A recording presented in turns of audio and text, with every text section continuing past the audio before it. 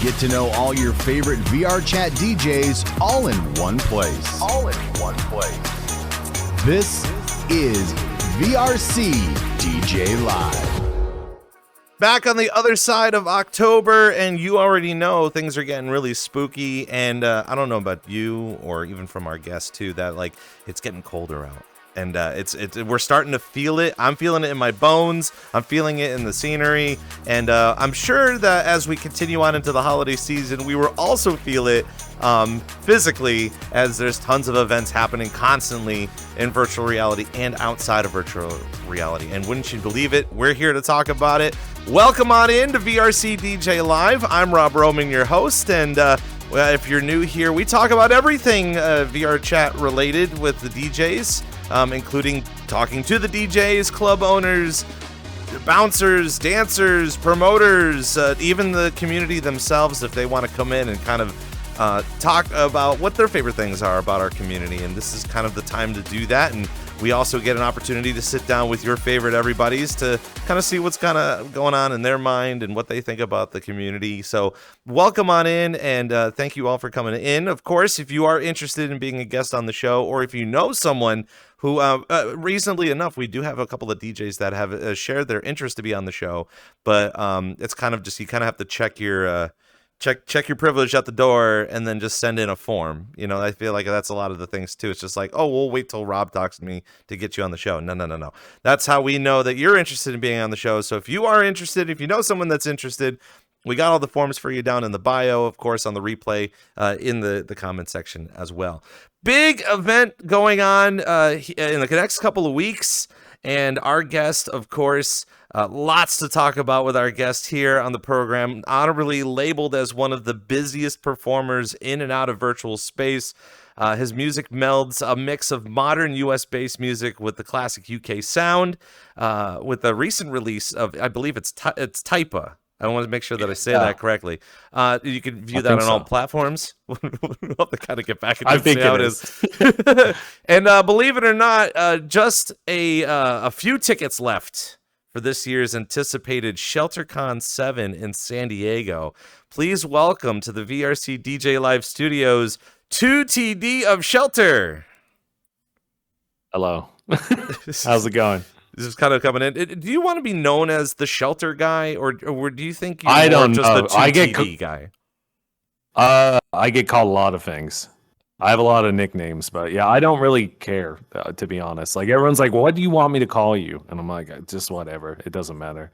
I'm sure at some point it'll be so confusing that I'll lose track. But yeah, there's no... people can say whatever. I'm not too worried about it. I know there's we're going to be feeding into a lot of different things. I know you probably hear it all the time of people saying really nice things about Shelter, being really salty that they can't get into Shelter because of just how popular it can be. And then I'm sure they've got their own reservations based on like, well, you're not a real VRChat DJ unless you performed at Shelter, kind of a thing. So hopefully we can spend a lot of time during the show. I don't know if you wanted to kind of break all that down now, or we can kind of wait later on and talk about it. I mean, it's whatever you want to do. But like, I feel like, yes, there is a lot of there's a lot of like, I guess stigma is what you would use, or there's everything about or surrounding Shelter was never the intention. I did not make it to be this like coolosphere where you're like have to play and things like that. It was literally like, I just wanted to make a space for myself to practice in. That was the original concept. The name isn't even like that crazy. Kai literally had a neon sign in one of his early first worlds he ever made that said Shelter, and he was like, can we just call it Shelter so I don't have to remake a neon sign? And I was like, sounds good to me. So it's like the whole basis of it was it's not like this well thought out, crazy, has intentions of being high profile or like this cool kids club. A lot of that pressure gets put on by other people and their opinions, which that's okay to have. I'm very grateful that people like appreciate it and hold it in high regards. But yeah, I don't think there's anyone that's like not cool enough to play or doesn't have the ability to. And people who haven't played, it's probably just because I'm all over the place mentally all the time. And I don't know. Yeah, that's most of it. Being able to break it down too, and I know it's equally funny I'm really glad that you're able to come and sit down with us and talk with us for a couple hours, because it has seemed over the past year that almost every person that we've been having on the show, we bring up shelter all the time. And it's because there's just so many people in your community. There's so much talk about it that whenever there is a shelter event happening, the past couple of years of ShelterCon, which of course we're going to be kind of breaking down, especially coming up too. So hearing what the community has to say, and like everyone, there's always tons of positivity on it. So like that's helpful. But I feel like, with every positive remark, there's always some sort of negative thing that could happen, or something that you may have heard, and some other grumpy people too, because it's not how they envisioned it, I guess, compared to how people have kind of explained what shelter could be. And even for the past year, we keep bringing shelter up as like not just like a template kind of a thing, but just, I guess that's kind of where people are reaching for. They're reaching for that type of popularity. They're reaching for the talk of the town. And also too, we also kind of break down the popularity of certain genres too. And I know shelter, depending on the DJ and the night and the type of theming that you have, you could be fluctuating the genres and how you're handling that sort of stuff. But on the flip side of it too is just like there is that kind of a not really a stigma, but more of a reputation of listening to a specific genre. It kind of reminds me of like if you're in high school and you listen to rock music, you're already a rebel. You're just like, oh, don't talk to the rock people because they're gonna graffiti your bus, or they're gonna graffiti the walls, and they're gonna throw trash everywhere, and they're no good. But everybody that has been to ShelterCon recently, they're just like, why haven't you joined us? Why haven't you come to ShelterCon and just hung out and had a good time? Because we're all having a good time, kind of a thing. Yeah, anyone's welcome. Like that's the thing, is everyone. I feel like the only problem is money, right? It's like expensive to get to, and like I totally understand that. But like I always want people to feel welcome. We've always had people who they'll message me, or they'll message other people, or hint like, oh, I can't go because it's like I'm not cool, I'm not part of the cool kids. And I'm like, we try to eliminate that as much as possible. Like this year we tried to over communicate that there's like open decks. We announced them early. Anyone can sign up of any skill level. They're randomly selected, so there's no like, oh, I'm not cool enough to play. If you put your name in, you have the exact same percentage chance that you'll play as anyone else who puts their name in. So it's just like I've been trying to fight that as much as possible. Same with the main stage. Main stage, we did applications. Obviously, because with the main stages, it's a little difficult because when you book like high profile, I don't know, you can call them high profile, but like touring DJs, they have like teams, and their teams are pretty demanding. Leo Trix's team is actually really sick. They're one of the nicer ones I've ever had to work with, and they're like pretty laid back. But there's been some where they're like, we need exactly this. I don't like this, and it's just you kind of have to. I was like, I have to work around this. Even when I booked the lineup, I had to tell everyone I selected, like, hey, there is a very small chance that like I present this to their team and they don't like your name for whatever reason, and they don't want it on the flyer, and I might have to rescind the offer. So I'm just transparency as much as everything we do. I try to be as transparent as possible. So I'm like, this is just how it works sometimes. But yeah, I don't know. It's hard because you can't make everyone happy. And you at some point you just have to do the best you can do, and then like be like, if someone doesn't feel comfortable, I'm gonna make the most comfortable and inviting environment that I can, and as open to anyone as possible. But there is limitations, right? I can only control how someone else feels so much by extending a warm like handshake or a hug, So it's up to the other person to complete that.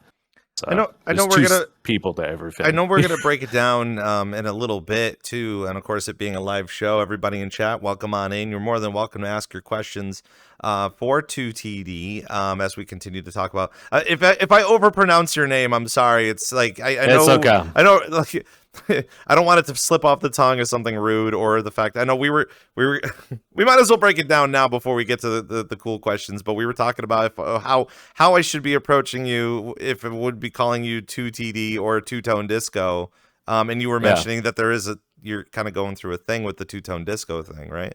Yeah, I killed Two Tone Disco like quite a while ago because it would used to be a duo. So originally it was just me. Then it was a duo with one other person. That person left the duo to go write video game music, and then I wanted to start making more club focused music because I used to do anime conventions. I used to do a bunch of stuff with like J-pop. I'm in like rhythm game machines, and like we were talking, you were like, "Oh, I played with Teddy Lloyd," and like I've also played with Teddy Lloyd. I used to play in the convention circuit a bunch. I played Magfest a few times. I played like a bunch of different anime cons, the Anime Expo, things like that. And as you get older, you feel weirder. Well, at least me personally, I started to feel weird playing those things because like the demographic at cons tends to be younger leaning, and the older people that go there, there's like after 10 p.m. you just see all the older people like drop off at those conventions. Yeah. I was just like, I don't know if I want to keep doing this. Also, like I always had a taste for like club music and bass music and other genres. So I started making that, like you can see it kind of with the Complex album that I put out, which is like framed around Ghost in the Shell. And it's only because I just watched Ghost in the Shell with subtitles while I was writing it. So like you can see the like turning of when I start pivoting away. And then I was just like, I hate this name. Every time people assume I make disco, they assume I'm going to play disco. It's like not marketable to clubs. It's not marketable to all these other people. And I was just like, I'm just going to kill it. But what can I rename it? And I was just like, screw it. Let's just do 2TD. It kind of will like let old fans of what I do know that it's kind of connected. It's still the same person, but it's a different project. Yeah, I was gonna So, say, did you have like a yeah. different type of lore now that it's just 2TD? Because at least with Two Tone Disco, No. you've had another set of lore. No, not yet. No, nothing. No, I mean, it doesn't mean anything. There's no point to it. It's literally me being lazy. I couldn't come up with a better name. And it just like, yeah, I did used to play disco house. Someone's like, I want to hear them play disco. I actually used to produce disco house, and I ran like an indie dance night that was #1 in Phoenix for a long time. We hosted like Tom York. Who else? We had Subtract. We had Flosstradamus before they went all trap. We had Flash. So yeah, like I've just been doing it a very long time. But yeah, there is no lore to the name. It's just I was lazy. I was like, I just need a new name to get away from this disco thing. This is the best thing I can do. So I just kind of rolled with it. And then I kept a lot of the two-tone disco music like with the 2TD music for a while. And then I was like, I just don't like this catalog. So you can, if you go on Spotify, you can see the split. Like all the other kind of non-bass stuff has been moved to two-tone disco, and it's there so people can enjoy it that like it. Because I'll get angry DMs like every once in a while from some just like old ass fan that's just like, you got rid of my favorite song, blah blah blah. And I'm just like, no, it's right here on streaming. And then I'll send them the file, and I'll be like, here, you can listen to it, you can have it, like totally cool. But it's just like I don't. Like I don't do music for a living. I don't make money off music, so I don't feel attached to it, and I don't feel like I have to do fan service. I'm just like, no, I want to do this. I'm gonna do this. Yeah, but I feel like there's care. also an open window to make like the ultra meme song. Like I'm thinking like I feel like you would do something like take Casey and the Sunshine Band's "Shake Your Booty," or "Shake Shake Shake Your Booty," and then put like a bass spin on it. So it just starts off kind of a disco-y kind of thing, but then leads into the regular style of music to show that transition of how you kind of went from two-tone disco to 2TD.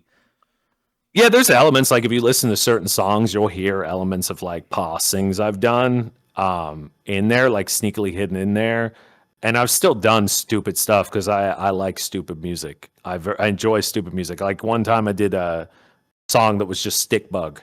And it just said Stick Bug, and then it had a thing. I hate that song, but people love it. I hate it. But if I don't know, like even if you look at my music now, two-tone disco still gets more monthly plays than 2TD, even though I haven't made stuff on there in that style in years.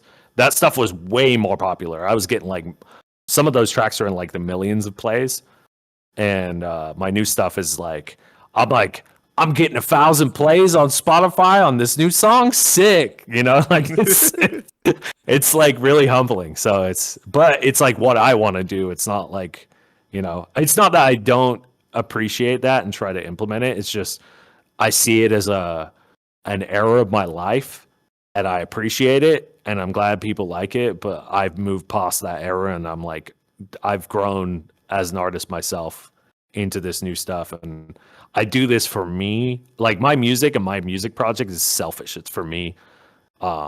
Shelter's for everybody else, right? Shelter's like all about the community. That's the whole focus, right? I integrate myself with it only to like help build it up and bring my connections I've made from music to it. But yeah, it's like I see 2TD as my selfish thing, and then Shelter's like this is the fan service. This is where I care and want to help, like listen to people's input and try to improve. 2TD's like, nah, screw you. I'm making what I want when I want, releasing what I want, So Yeah, I was gonna say, and now you also have enough time to eat and sleep and hydrate too, right? No. No, between like day job, a dog that's constantly sick, a partner, and then making music and organizing shows, most nights I'm up. I like wake up at like 7 or 8 a.m. and I go to bed at 3 a.m. like every night. I'm gonna ask a very confusing question, and I would love a very confusing response. But you got a lot of people in virtual reality that are looking to be not as busy. I would say you're pretty successful. Like I'm gonna just go ahead and say it. I think a lot of the things that you've done so far in the past several years, and just in VRChat alone, has gained you a lot of success. And I think a lot of people want to get on that level, but once they're sitting here listening to you saying how busy your life is it worth for someone to be as busy as you, or do you just constantly think that that's a norm for you to be in? I don't think it's healthy. I don't think anyone should be in the position I'm in. Like I constantly talk to people that are more successful than me. Like I have a lot of mentors that are mentors/friends who are way more successful than me, and they're constantly telling me that I work like 10 times harder than them, and they don't understand why I'm not like killing it, doing all these crazy things. But it puts it in perspective, because everything is like, you got to understand is like that person who tours and is more, I look at them and I see them as more successful than me, but they're jealous of what I have because it's more independent. And then there's other people that are jealous of me because what I have. So it's like, as I've gotten older, I've tried to learn to just, comparison is the thief of joy, right? So it's just like, I've tried to get so much better about like not comparing myself to other people and tried to be less salty, because I had a real big problem with that. Because I would just constantly look at other people and compare myself, and I would just be like, man, I'm not touring, I'm not opening for this, but that. And then when I stopped focusing on that and put all the energy into what could I do better, obviously if I want these things, I need to work harder, and I need to put time into the skills that I want to develop and the work that I want to put out to get there. And even if I don't get there, I know I put the work in and I know I tried, right? So it's just, I feel like don't just be busy to be busy. Like think about what you can do and your skill set that you bring and apply that to kind of where you want to be. Because a lot of people will look at someone and just copy them, right? And that's totally cool. Like I learned how to make music copying other people's music. Like I would drag someone else's song into a DAW and then just be like, okay, let me rip this off, right?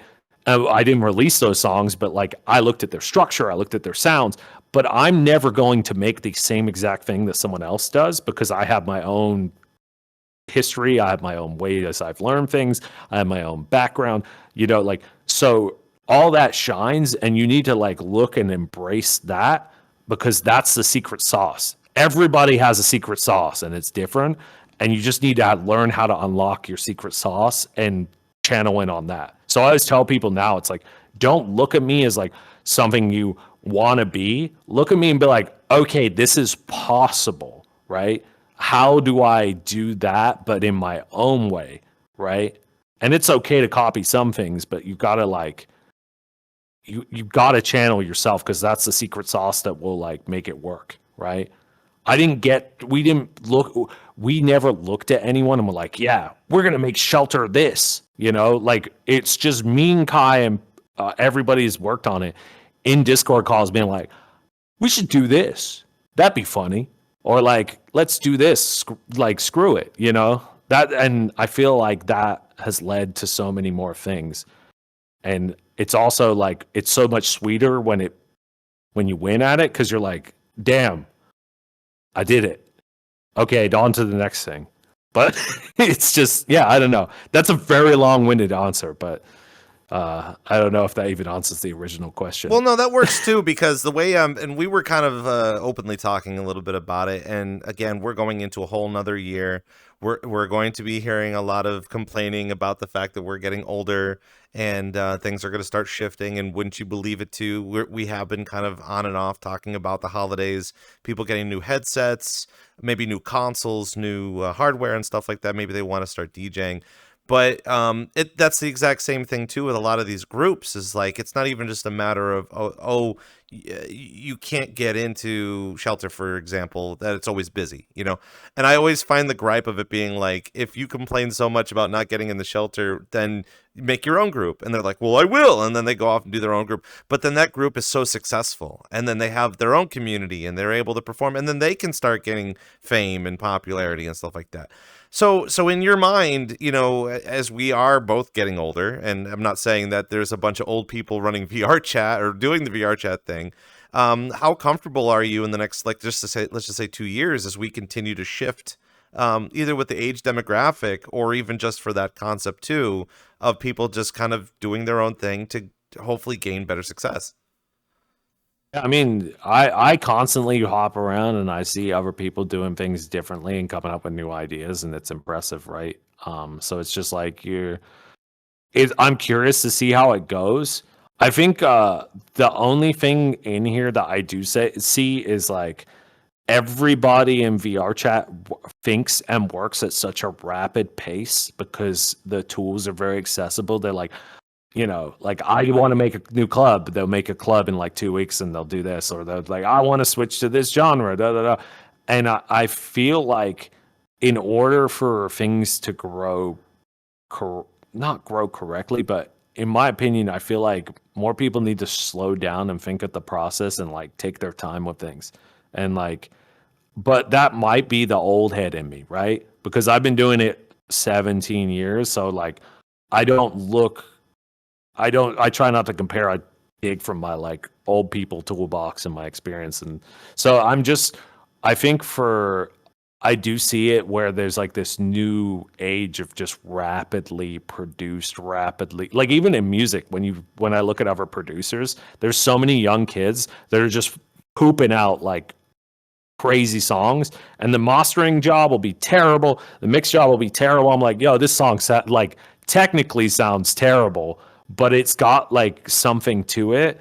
And there's something about the younger generation that they just throw crap at the wall until something sticks at like such a breakneck pace that I feel like that's the age we're moving into. And you see it with social media, right, too. Like people are favoring short form content over long form content because it's just like consume. I just hope that like it returns to where we kind of people slow down and like let stuff breathe a little, right?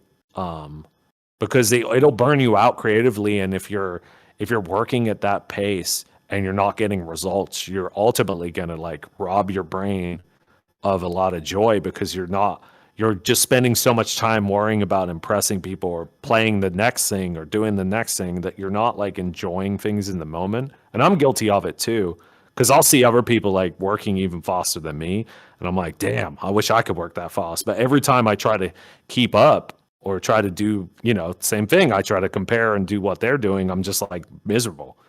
So again, looping back to that, just like finding the pace that works for you, the style that works for you, and like taking a step back and appreciating where you're at. And I definitely think I'll get aged out eventually, like it just happens to everybody. So I mean, at that point, I'll hopefully be moving more into like a mentor space where I'm like helping other people or like, opening opportunities for other people and slowly like phasing myself out as like a public figure, if that makes sense.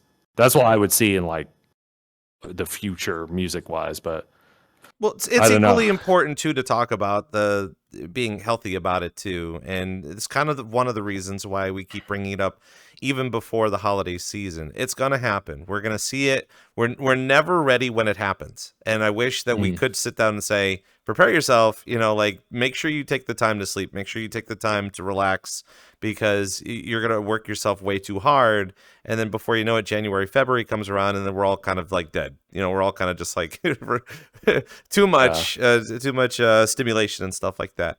But yeah, and understanding that concept too, of getting instant fame. I think VR chat as a social stimulation really does put instant fame into perspective compared to the content creators and the influencers that we constantly see getting pushed, as well as some of the experiences and the events that we constantly see in here, even with like festivals and charity events and just popular events popping up, pop-ups. I know pop-ups are always a very popular thing, despite the fact that it's a pop-up and it's popular. Yeah. But people believe that that's the key. They feel like that if they consistently do pop-ups, then they're going to have consistent success. And in reality, if you work hard and after that between 4 and 6 month period, and you don't crash out, you should just keep going, I guess. I mean, I think a lot of people burn out around the 4 to 6 month time frame too. So it's always good to be cognitive about that and be able to put that into perspective. Of course, it's VRCDJLIVE. We're getting in a bunch of questions about Shelter and having the different instances and stuff like that. I do want to get to that momentarily, but before we get to all of that and being able to break all of that down, keep asking those questions because we read them, and I want to make sure that we answer the questions that you do have. I want to be able to break down ShelterCon a little bit before we even get into more of it because it's important. It's coming up. I think you still have 40 tickets unless that's all gone now. Talk to me about your process of being able to put something like this together. And I know previously it's going to be a two-parter question, so bear with me, I guess. Compared to like this year and some of the other ShelterCons that you've been able to put together, how has that process been for you to continuously year after year, put something like this together? And where are you currently with this year? Are you doing better this year than you have some other years? Oh yeah. I think so. This year is probably the best we've ever done, like attendance wise, ticket sale wise. Booking the headliner was way easier, which was good. But yeah, I don't know. It's funny because everybody looks at ShelterCons like they go like this, but in reality, they're very much like it's like a roller coaster. And maybe that's a skill is I'm very good at hiding when stuff is going really poorly. Like the one in LA was there was a lot of like logistical problems, a lot of headliner problems. We were collaborating with Space Shot, who's like this LA based promoter, and they have a completely different like work style and promoter style than me. So it was just like we were fighting on like simple creative things. And they were just super busy because that's all they do all day is for a party. So they were just trying to apply their like party formula to it that works for them. And I'm like, no, you gotta like kind of tweak that formula here.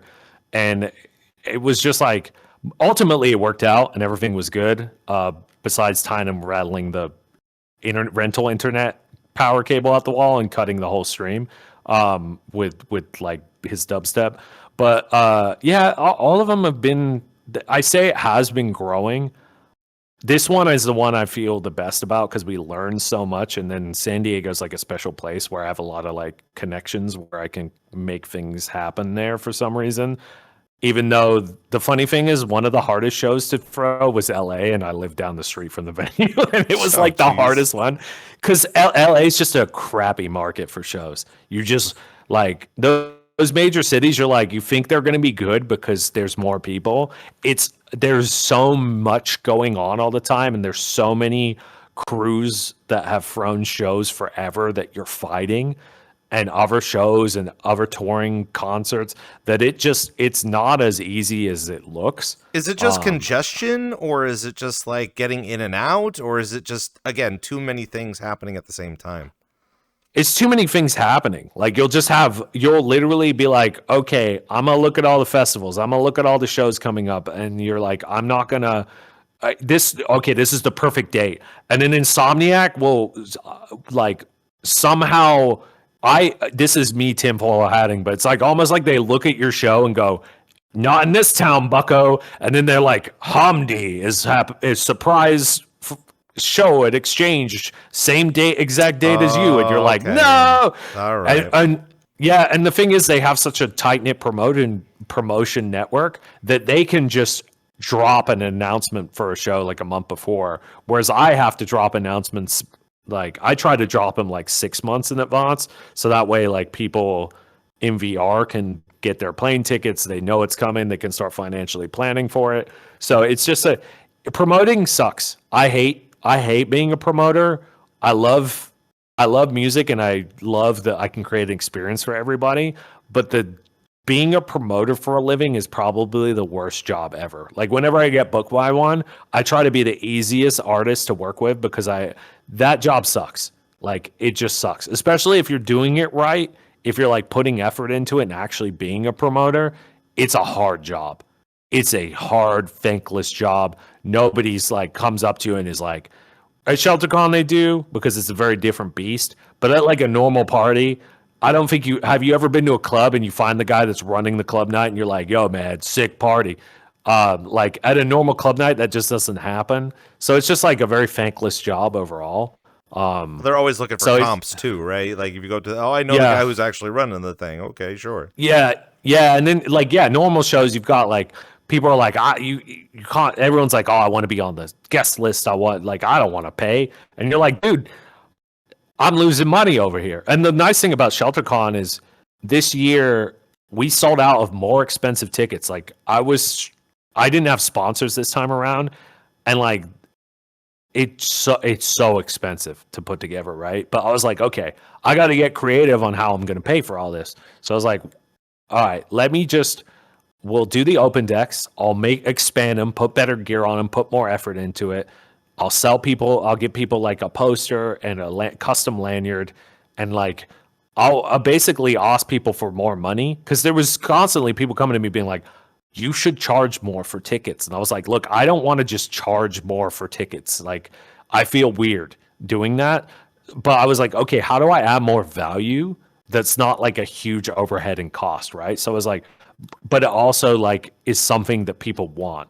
So we did the posters so people can have a memory of the event, and we're putting them in tubes so they don't get destroyed when they take them on the flight home. And there's a lanyard, so they'll always have that to remember. And then the open decks anyone could sign up for, and like they feel like they're helping contribute to the show. So this one's been really cool because it's the first time I've kind of monetized in a way. Like all the other ones, open decks has always been free off my own dime. Like I lost the LA one we did in open decks. It cost me like $600 out of my own pocket because I had to find this crazy rental space and like rent it myself. And then the whole time everyone was just like partying and BYOB, and I took out like 5 loads of trash just completely sober while everyone was having fun. And I was just like dying on a chair in the corner. People are like, yo, are you good? I'm like, yeah, I'm fine. But yeah, it's cool. It's cool to see it all grow, and yeah, I don't know. It's been this one I'm really excited for. Really, really excited. Also, too, being able to put together quite the cracked out lineup. I do apologize for trying to figure out these names. Is it Azazel? So Azazel's you may know her as Meowski from in here. So Meowski, she kind of has gone around, but she's actually like a really successful dubstep producer, like makes amazing music, has like millions of plays on her music on Spotify and YouTube. But she came in here and kind of like lost like her passion for music when forgive me if I'm misspeaking, but like they kind of lost a lot of passion because they were trying to figure their life out. They went through some rough life stuff. They went to nursing school and then graduated. and they're kind of like fixing their life, but they all like they're so good at music and I know it's a huge part of their life, but I feel like they got to a good point now where their life is good, so they're like starting to make music again. And that was the only person I specifically sought out and asked to play, because a big thing about like shelter cons is like I really want to encourage people that are making music or like are kind of teetering on that edge of like, is this something I like anymore? Is this something that's like worth my time, right? I want to find those people and like shake them and be like, look, here's an opportunity. I'm going to force you to like this again because you're too good to not be. So I was like, hey, do you want to open for Leo Tricks? And they're just like, what? And I'm like, because I heard they were potentially coming. I was like, if you come to the show, you can be on the lineup with Leo Tricks.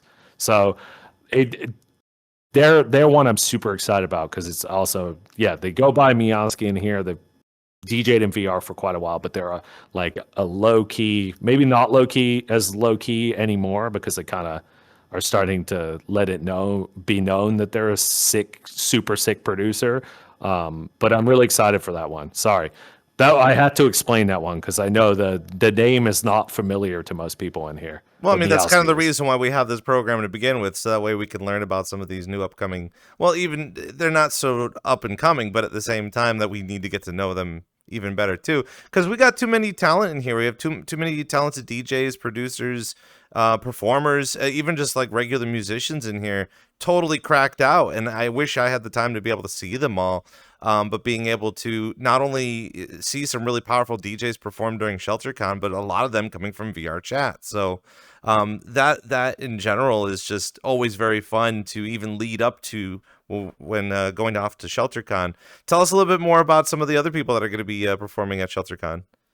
You got Chill Phil, which is he lives up to the name. Super chill dude, super nice guy. He's like starting to produce too, so like it's really cool to see him like go down that rabbit hole and start like really pushing into that. And I like his attitude because he's just like is doing it because he wants to. It's not like he's like, oh, I need to be this big DJ, blah blah blah. You know, he's just like, oh, I'm just having fun. So super good attitude, and I love seeing that. Also sick DJ, Snacks, who's released on a label.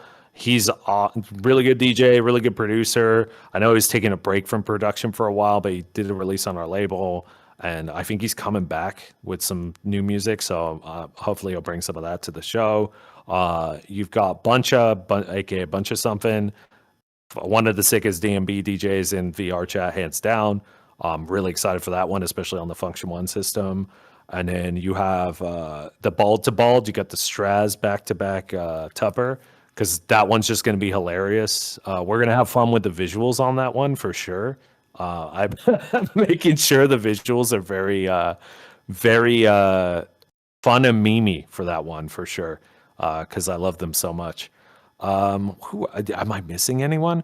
Tupper, Straz. No, I think that. Oh, and then Large and Yuxie. Yup. Yeah, so Yuxie's part of the Neophoric crew. He's played a ShelterCon in the past, but his crew. So there's a group down there called Saturated Sound. So him and Large, his friend, they run Saturated Sound, and they throw a ton of bass events in San Diego. And they book a bunch of bigger DJs. And because we have a bigger venue this time, I really wanted to kind of tap in and try to bring some of the local bass scene that's already there, because like the shelter crowd is so sick, and like I want more local people to not only fill the room but bring like a different kind of energy and then blend it, if that makes sense. Because I feel like the VR crowd is very one type of crowd, and then the just general bass crowd's one type of crowd, but I want them to come together and then just kind of blend it together, so it exposes things to like a more like kind of what you see at like a regular show, but still having the DNA of Shelter, if that makes sense. And it's also how you grow, right? Because like in here, I feel like we're constantly feeding off each other's energy, but I'm constantly trying to rope more people in to like this community, because I know like a lot of people they think it's making fun of me when they're like, oh, Shelter's the starter level of VR chat clubs. And I'm like, I love that, because if they start in there, like, and they branch off and find their own thing, that's the whole point. Like, that's what I want. Like, the people who are going to stick around and like this are going to stick around. The people that don't, they find their own community, do their own thing. It'll be sick. But like, it's a win for everybody, including myself, because like that's how you grow, right? And that's kind of the idea with them. But yeah, that's the whole lineup. And then Leotrix. I've been trying to book Leotrix for 4 years. Most people know him probably as his emo side 303, like his emo boy song that he got really big for. Porter and a bunch of big people played it. But he's been releasing insanely good music for years. I think his genre is future rhythm. Still kind of is what it's defined as, but it's like dubstep. He's also done collabs with like bass legends like Koki and what's his name? The guy that Killers in the Jungle guy. My brain is so cooked today from work. Yeah, Flowdan.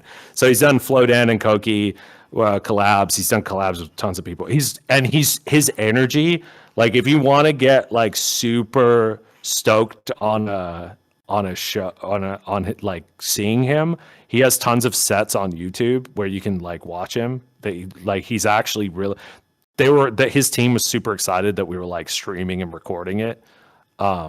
Because he loves that. But you can find there's like a video of him like DJing in an alley with a bunch of people behind him, and he's just like he's just such an entertainer. Like he's just having a blast. And like I feel like that energy is gonna match really well with the like Shelter crowd. So yeah, I was gonna say, what was that conversation like talking to Leotrix about the fact that you do have a bunch of VRChat DJs on a lineup, and just bringing up that attention, the fact that Shelter is such a huge thing in our space here? He already knew what we were from other people. So like the one benefit of us having bigger artists and being are just around for a long time, and also like I'm like the number one promoter for it. Like I'm going to shows. I like always tell like all my bigger DJ friends like know about it, and Must I talk to him about it because Must I is like a huge like flag waver for Shelter. He's always like, yo, you need to check this out. He's always trying to get like other people to play. I love that guy. Like very loud on Twitter for the right reasons. But he is a sweetheart deep down. Like he's one of the nicest like people.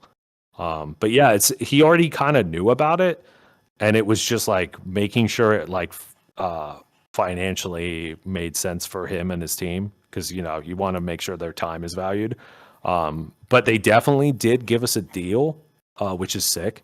They were like one of the easiest teams to work with, because I was like, look, I've got all these expenses with cameras and internet rental and thing, and they were like, oh, okay, cool. You're just putting it more into the show. We're more than down for that.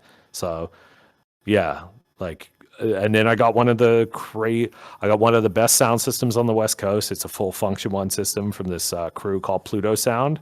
We had them once before at Nate's warehouse, but we could only run the rig at 15%. Otherwise, we'd have got the cops called on us. That's also why we moved to a real venue, is because we could no longer fit in that warehouse with all the clothing that's in there. And then we hired a production company that's done work for Excision, Steve Aoki, Cascade. They've done like laser and lighting for them, so we hired extra production, so there'll be extra lasers and lights. And it's like I just literally was like, how many tickets we sold? How much money do I have to spend? I'm going to spend it. So I spent it, and it's going to be a good time. Yeah. And learning about all this too, it's very enlightening, because what we'll probably try to get into if time permits, there's still so much to talk about on the show, is being able to kind of break down your process and your ideas of how you want to implement these shows. There's such grand shows, you know. You do get a lot of people that come out to ShelterCon every year. They're always very hype about it. But you can't deny the fact that there's a lot of communities and groups in VRChat that are also trying to do something similar, but kind of tripping over themselves a little bit based on the finances, or maybe partnerships down the road, or maybe even just like tech savvy stuff, and understanding that compared to maybe even experiences that you can have outside of that, i.e. the open decks that you have during that weekend. That's a whole nother event in itself, based on how many people are going to be out there to party. I'll even say, just as a funny little thing, at the beginning of before the program, we were talking about TwitchCon, and one of the biggest gripes early was the fact that they replaced the lanyards with wristlets. And there were a ton of people on social media saying, "Are you for real? We have to wear these wristlets all weekend? Like, I have to shower with this? How do people sleep with these on? They're so uncomfortable." And I'm like, have you not been to a festival? Have you not done anything like this? Yeah, they're all that now. So that kills me in itself. But again, people in the VR chat space, they're trying to be new and inventive with it. They're trying to re-envision things. They're trying to reimagine things. But having that template too, setting that bar really high, it's good to shoot for. But when you're starting to learn good business and starting to learn about how to put an event or even promote an event or putting it together or finding a lineup, it's easy in here because it's free. I think everything that goes on in here, it's so easy to kind of do. You could probably do a quick pop-up within a day, like have it really good. Yeah. But that's the thing too, is I think as we continue to push the idea that you can be a hobbyist in here, but you could also be a professional, maybe make some money, maybe make a really big event, or really shoot for the stars, even looking for festival lineups and stuff like that too. Management is a really big topic in this industry, and understanding what a good manager could do. I will also say too that if you're out in Amsterdam, ADE's this weekend, and wouldn't you know, I would have loved to have been out there, but that ticket is way too expensive for my taste. And there's just so much to learn out there to begin with. So I do want to be able to break that down later on in the program to kind of get an idea of what you've been seeing, what we've been experiencing the past couple of years, where you think that we should be kind of headed on that. But obviously a lot of people in chat very stoked about, they want to know more about the multi-instances of Shelter, and we're going to break that all down momentarily. It is a live program. It's VRCDJ Live. It's in the name. Feel free to drop off your questions for 2TD. I feel like we need to be friends before I call you Tony. I think a lot of people are just calling you Tony. You can just call me that. That's fine. That's not even actually my name, which is the funniest part. Oh, dang. You'd be like two Tonys. Yeah. I don't want to say two Tony D's, but like I don't want to be called like that. It's silly too. Kind of getting in way beforehand. We're talking early on, even before Shelter even started. We always try to break down, how did you get interested in virtual reality? Was it a gaming thing? Was it a DJ thing? Is it something that you learned about?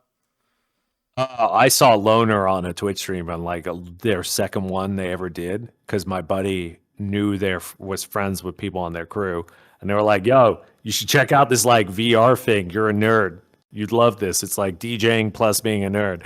And I was like, "What? People are doing that?" And I knew about VR because I was one of the first people to ever perform in the Wave. If you remember the Wave. I know Rue's from that community, and like there are still a lot of people that came from there. But I was like early friends with a lot of the developers of that platform, and I tested a lot of the test performances. I performed live at South by Southwest in the Wave once, like on stage in a VR headset. It was super clunky and funny and like goofy, but it was an experience. But the coolest part of that was I got the wristband they gave us for that event was good until later. So I came back and saw ASAP Mob for free, and it was like 100 people in the room, and it was all of ASAP Mob, and it was like one of the hardest shows I've ever seen. It was so sick. So I got to see ASAP Mob for free. Shout out Wave and shout out that VR experience. But yeah, like getting in here was seeing the Loner stream, and I was like, this is real. And then I've always been a Mac guy because I worked there for long time to pay my bills. Like there's a picture of me helping DJ Khaled that's floating around, and everyone's like, "Oh, you met DJ Khaled?" I'm like, "No, I fixed his phone to pay my rent." So like I did that for a long time. It was all Apple based, and I was like, I need to get a PC, because I was always on the fence after doing the Wave stuff, but it never felt like social enough. It felt very disconnected. Like when you played in the Wave, it was very much focused on like the DJ, and all the people in the crowd were like, it was like the thing I don't like about it, where you're distant from everybody and you couldn't interact with them very easily. And then I saw this, I was like, oh, you can like go hang out in the crowd with them and like you can be part of the crowd and it's like more community based. So I saw that and I was just like, I need to get in there. So I sold all my stuff, bought a headset, bought this. Yeah, and it just kind of one thing led to another. And I never came in here with intentions of like starting my own thing. I remember one time I joined the Loner Discord early on and I was like, hey, I want to get more involved and like help be on your team with this. And I remember Veletix telling me to go fuck myself in the Discord because he was just like, you don't know, you don't know Unity, you don't know all these things, you know, like it wasn't aggressive. It was just kind of like, it was like big bro status where he's like, yo, this is my thing. Like, I know what I'm doing. But eventually I won him over and like, I was on their team for a long time and helped them. And then I kind of like grew out of it because it was like I wanted my own thing. And like a lot of the decisions and values that other people have like didn't align with me. And like they had their own way of functioning. And it was just kind of like the friction was there. And I was like, I need my own thing to just like practice. And I found Kai in VR. I found him in a public Japan shrine. And I met him he came up to me and said one of the first things he said to me was like, bro, you know, pepperonis aren't actually real. You know, like in Italy, they're not called pepperonis. They don't actually exist. And that was like one of the first conversations I had with Kai. And then we were like just friends for a while. And I'd go with his like world hopping group. And he would show me these beautiful worlds they would make. And he wouldn't show anyone. He just would make these worlds. And I was and he at the time was working at a factory, like counting screws or something. And he hated his fucking job. Like and he lived with his family where there was a lot of friction there too.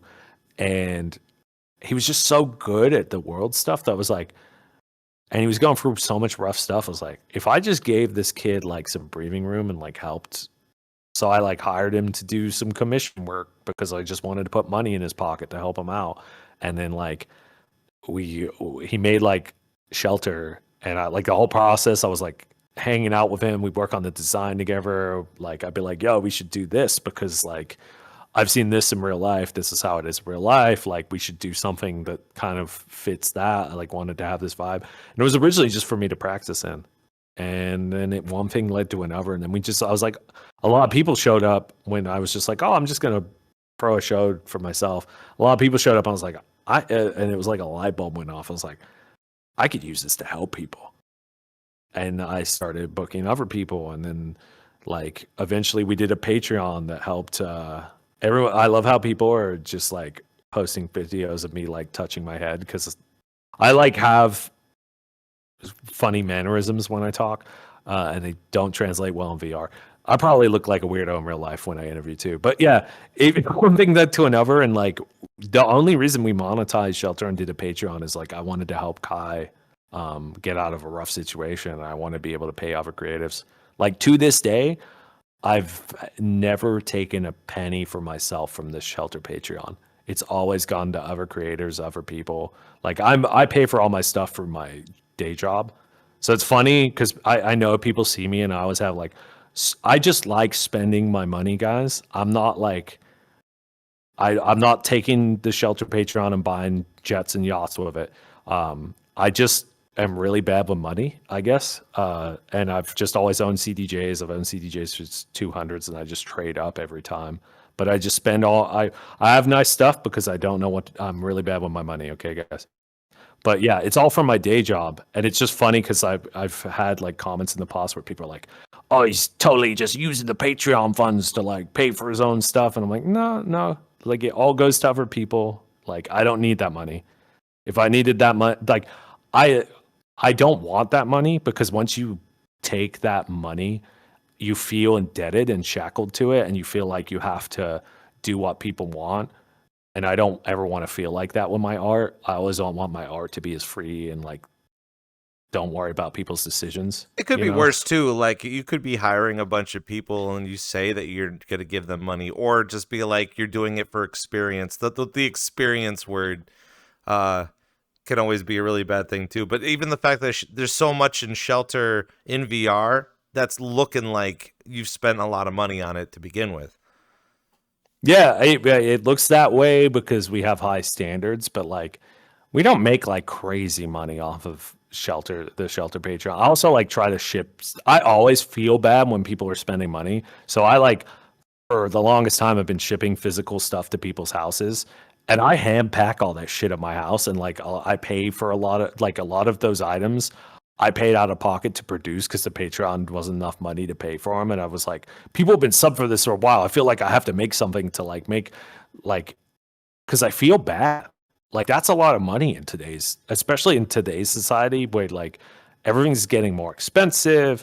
Everything like you just see the prices going up. People are losing their jobs. Like there's just like the world is really not a nice place right now. And I'm like, I don't want to contribute to that or be added pressure in someone's life. I want Shelter to be this place where people feel like it's like it's like church without the religion in a way, where it's like, oh, I have this, like that's originally was like a lot of religious people's purpose of church is community, right? Like that's a good aspect of it.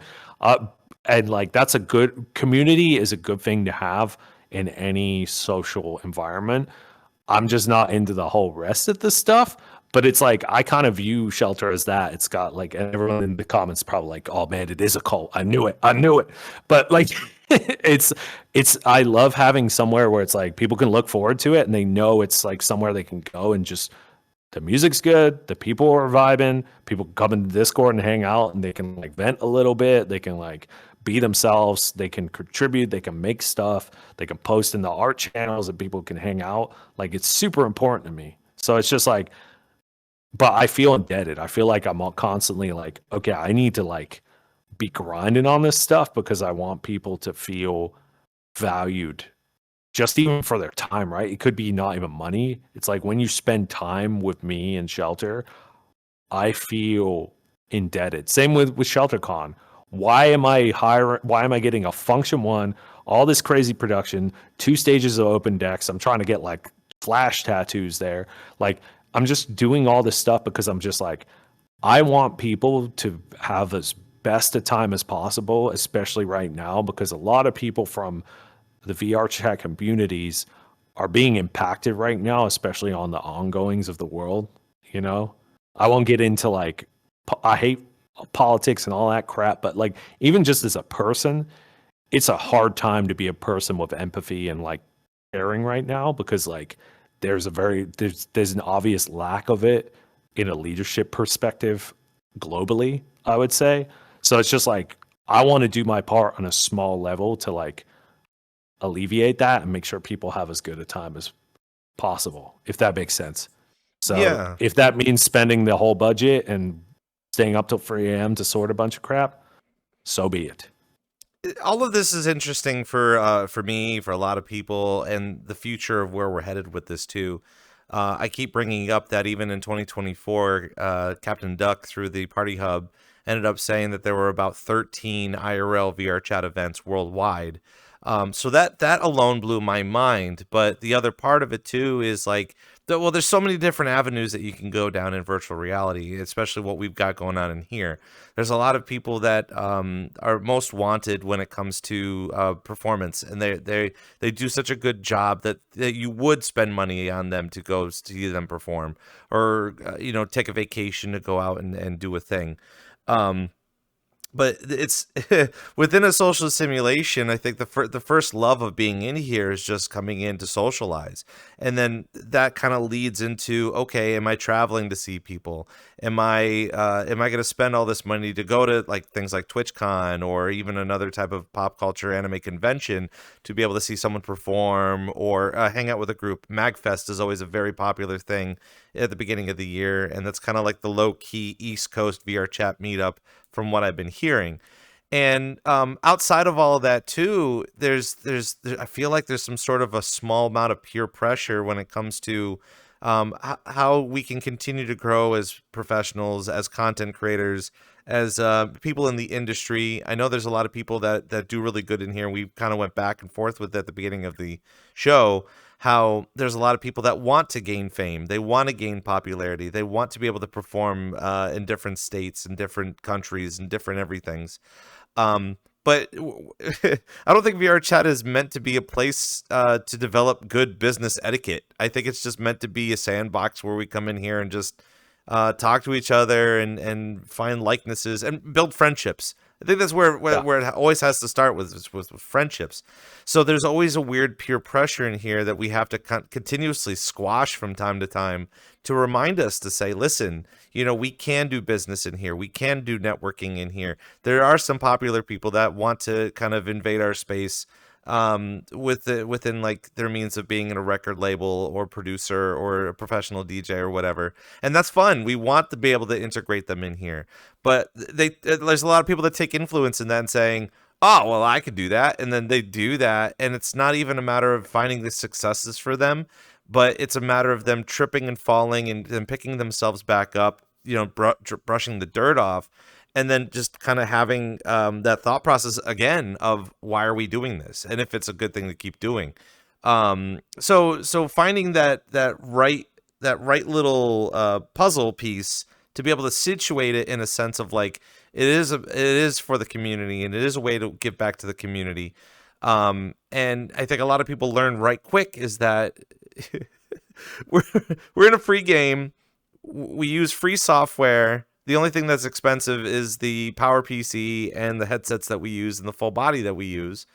And not everybody in this situation, not everybody in the simulation has been in entertainment long enough to understand the woes of what you need to do to create a festival environment, to bring all these people here and be able to have that type of influence. So kind of going back and forth with it is mind-numbing, because I think ultimately we are trying to find a really good template that works, or a way to find out. Again, we leave it to Tupper to buy the yachts, not you.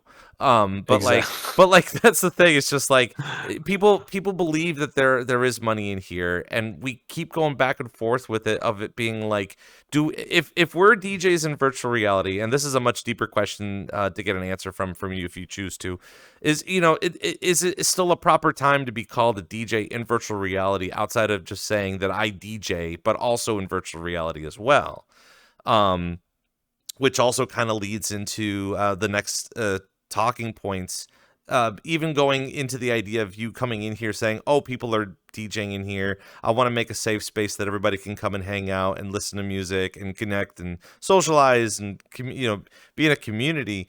And I kind of want to bring it back to 2020 as well as in 2022. I know one of the largest stepping points within our community was the PBS special that you were part of, that featured Rue, that featured Aliquim and Rizumu, and people keep referencing that. People keep going back to that, and the idea that the future is now, virtual reality is now. But even I think we're about 5 years in the future, and people still don't get it. Like people are still kind of iffy about the idea of virtual reality.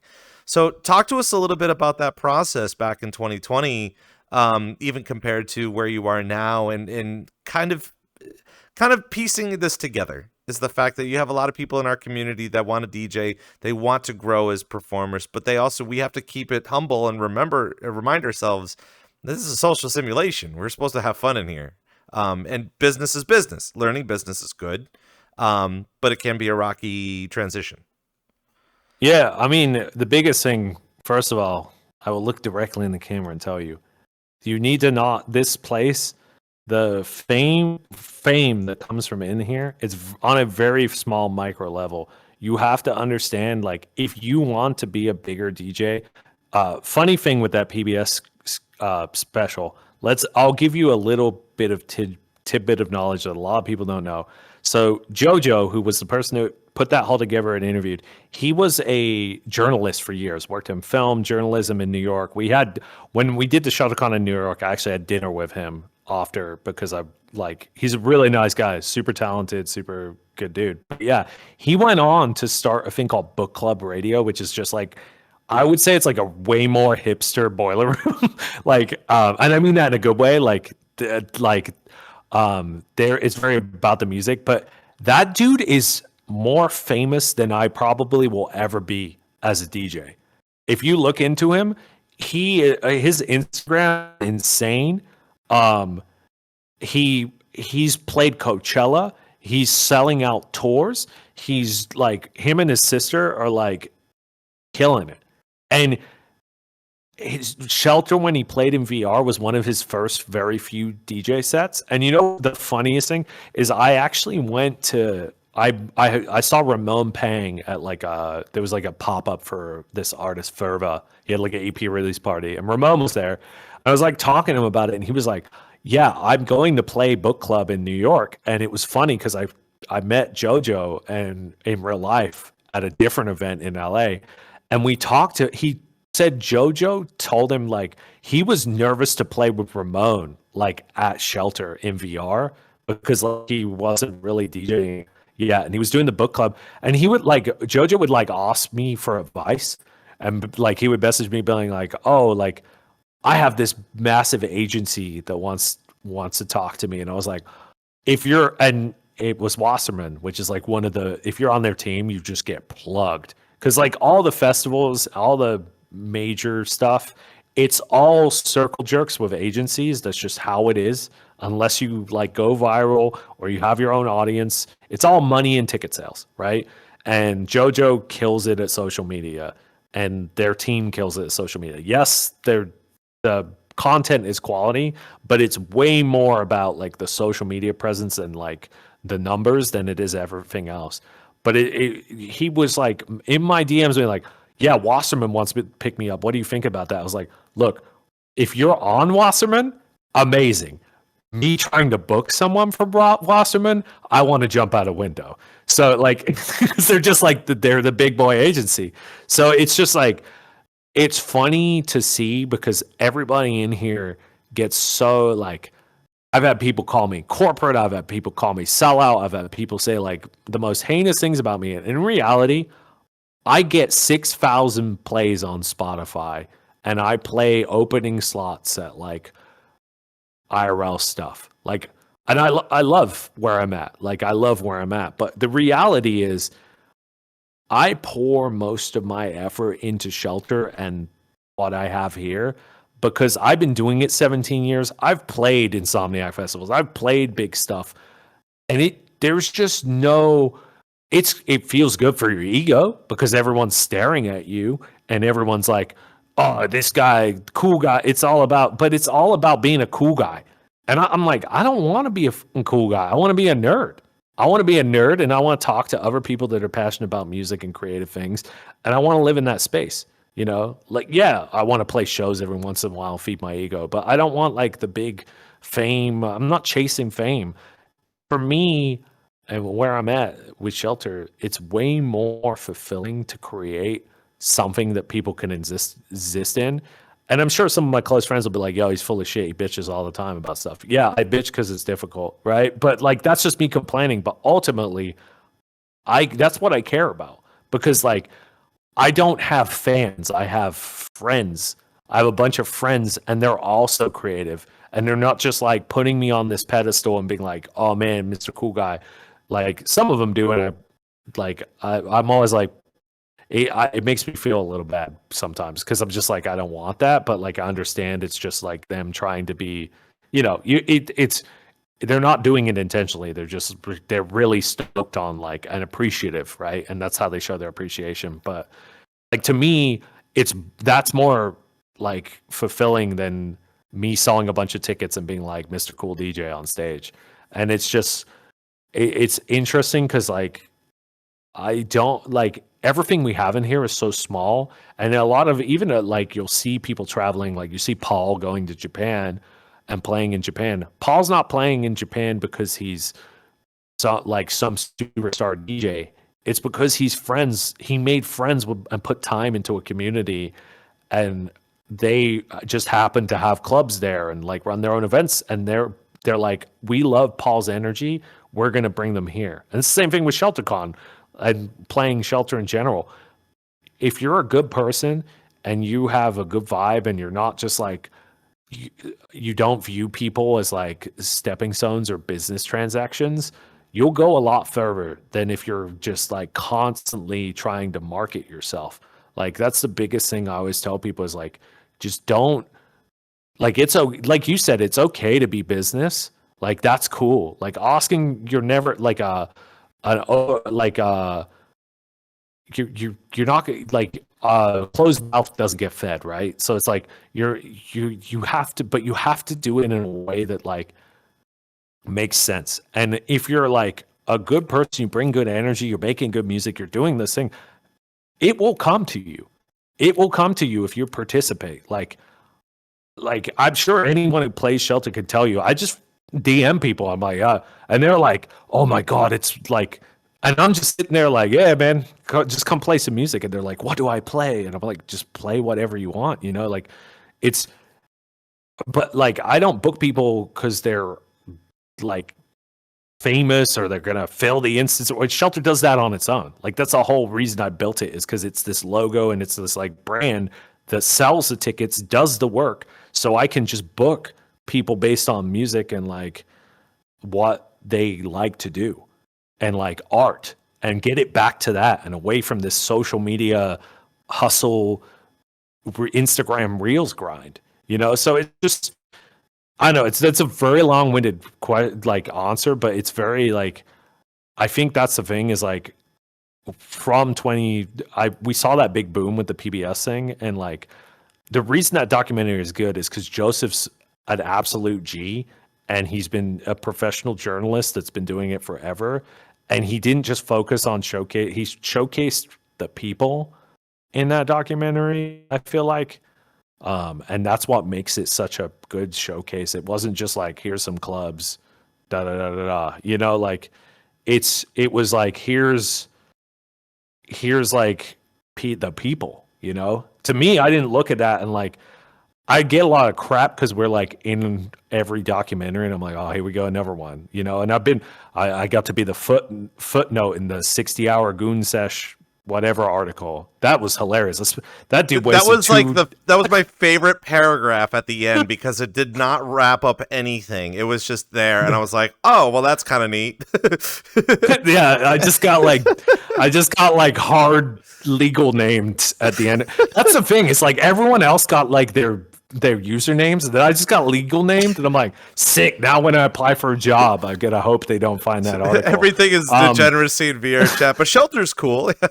Yeah. No, the best part about that was the tangent about the Power Ranger thing, like the walking in a room with the Power Rangers playing. That just sent me like.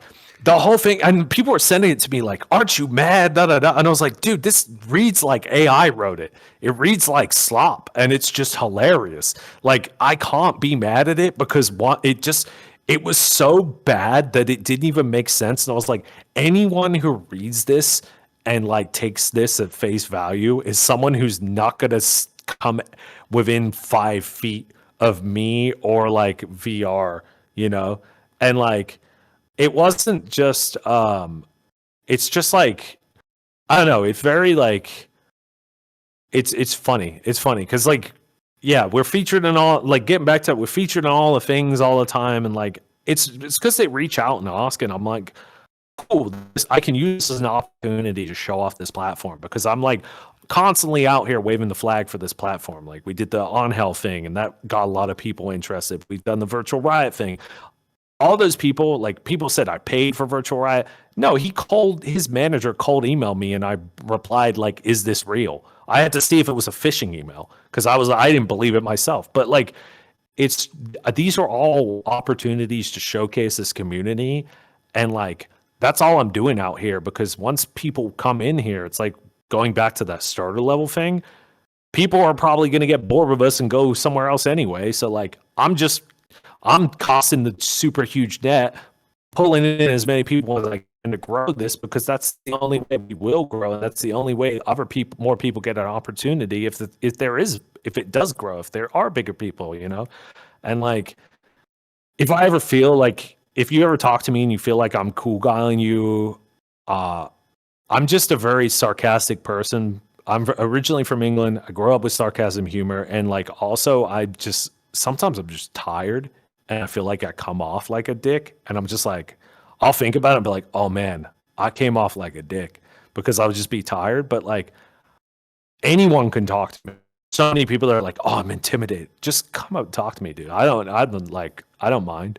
You know, I might be real with people. Like I try to be real with people. I'm not gonna lie to your face. I'm not gonna gas you up on like something that I feel isn't true or isn't like I don't think is right. Like I'm a person, I have opinions and morals and things like that, but it's just like I don't ever want to. I have nightmares sometimes. Like I'll wake up in the middle of the night and be like, even in my personal life, you ever have those where you just wake up in the middle of your night and you're like, I shouldn't have said that, or I shouldn't have like acted like that, or like, you know, you just have like, it's like Vietnam flashbacks, but for your like embarrassing things you've said, or like conversations that you weren't in the right mood and you're like, crap. I mean, I know what you're talking about. I know, but recently for me, I've just been having sexy dreams of VTubers. So, I mean, that's a whole different level damn. for me, but that's a whole, oh man. I'm not saying that there's those. sexy people in VR chat, but like that, you know, occasionally you get some really good dreams and you wake up and it's it's a very difficult like 3 hours while you're sitting at work being like, why am I thinking the way that I am? Damn, that's a different level. I'm having like nom flashbacks about. You're having a hard time over here. I'm like, oh, VTubers, look at that. You know, hey, have you seen the gambling VTubers? The gambling. Please enlighten me. What is this? So I do. First of all, I do not endorse gambling. I think gambling is actually like a poison on society. It's crazy how like normalized gambling has become in like current society, like with CS:GO skins and like steak sponsors like most Twitch streamers, which is insane to me because their audiences are like kids. That's wild to me and kind of wrong.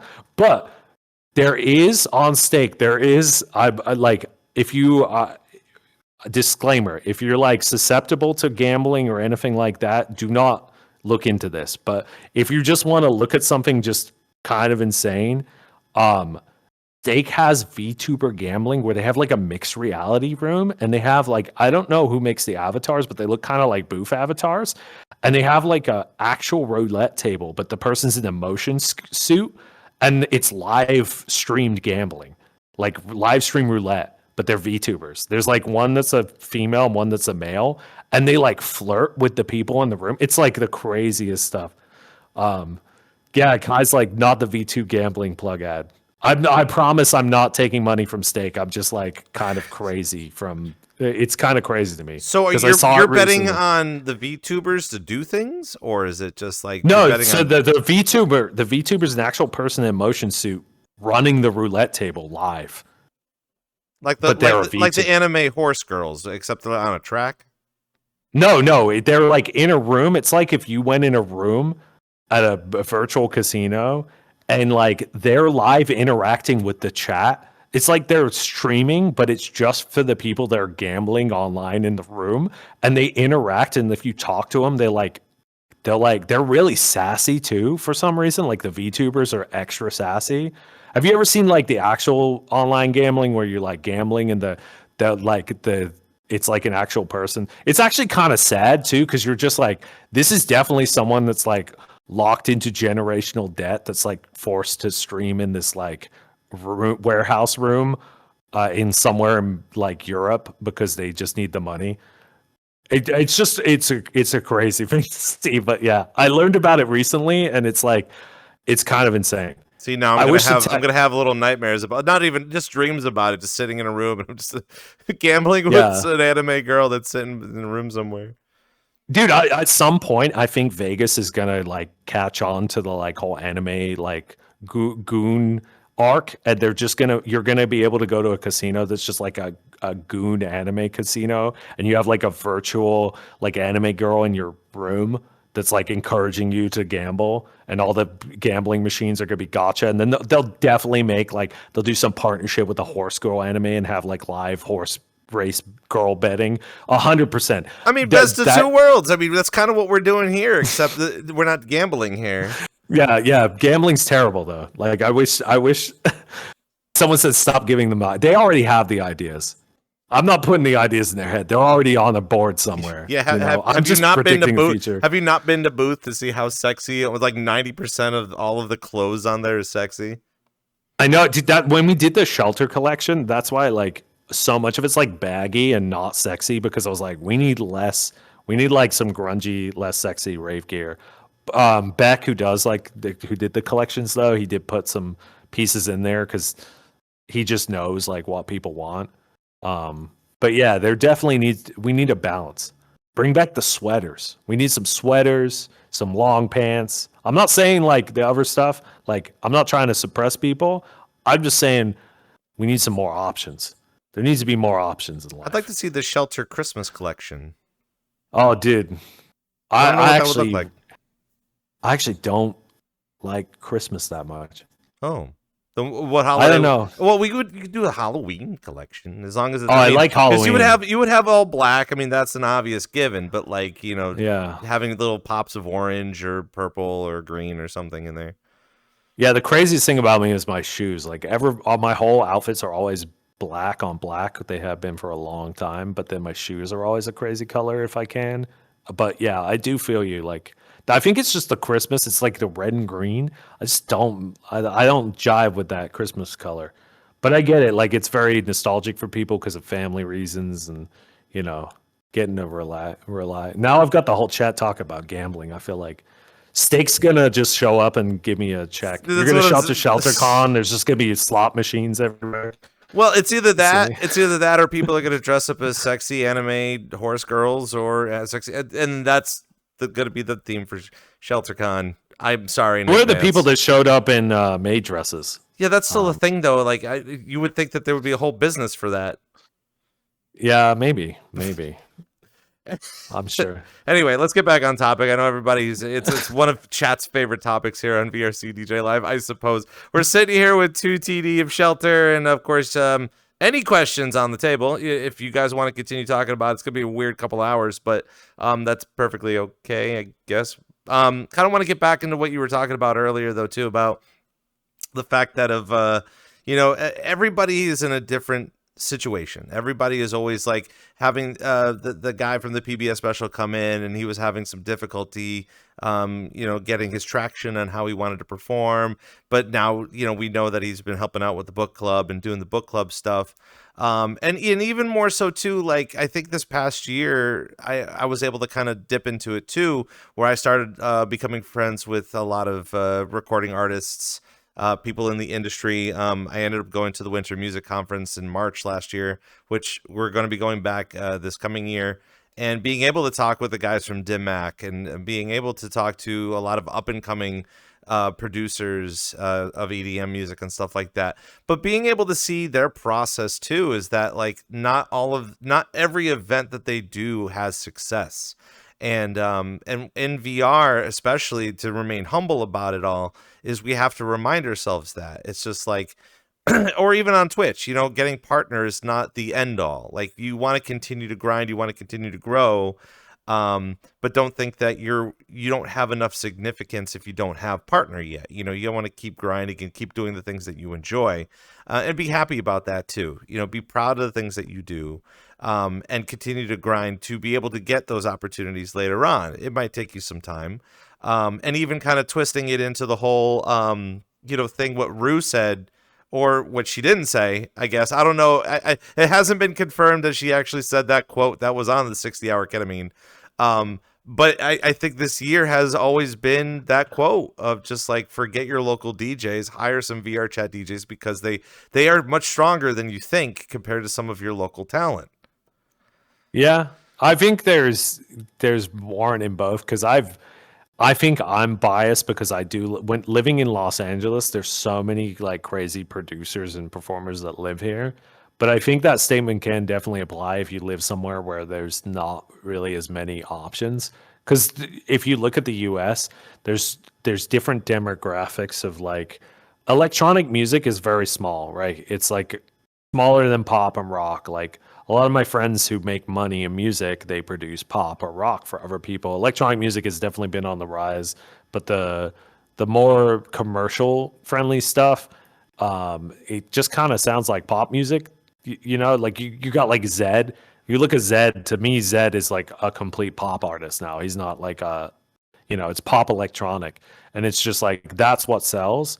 So it's just like, I don't know. There's warrant to both. I definitely believe that there's the drive in here and the passion is evident, and people are able to practice more frequently in front of other people. Because if you're only in real life, it's really hard to get real shows. You know, like especially now in the social media age, they don't even care if you can actually DJ. They just care that are you popping on Instagram? Are you popping on some social media, TikTok or something? Can you sell tickets? Like, again, that's all they care about most places. There's definitely other places that are like chiller that care about art. Like there's a party I love in LA that takes place once a month on a Sunday called Base Waffles, and they serve waffles. It's free. It's in a dive bar, and they bring in like Hennessy, which is this crazy sound system, into a dive bar, and then they have free waffles. And there they just book whoever. Sometimes you'll get like a touring DJ, but sometimes you'll get like some local bass guy that like makes crazy stuff. So it's just like there is good people IRL. It's just they're harder to find because they get less opportunities, or they have less opportunities to like perform in front of people. So it's like that quote is true in certain aspects depending on where you live. But I do think there is potential for people to grow in here. It's just getting opportunities in real life is hard, and like that's just a reality. Like for me, even people look at me like, oh man, you're a shelter guy, everyone knows you and blah blah blah. But like in real life, when I play places, no one knows who the hell I am. You know, I played this Still Dream festival, and I played like earlier, what was it, like 10 p.m. I almost missed the set, and then I cut my head on the laser getting off the stage. That's a whole nother story. But I played there, and you could clearly tell like no one knew who the hell I was. And it was like, that's the reality, is when I step into real life, it's very rarely people even know who I am.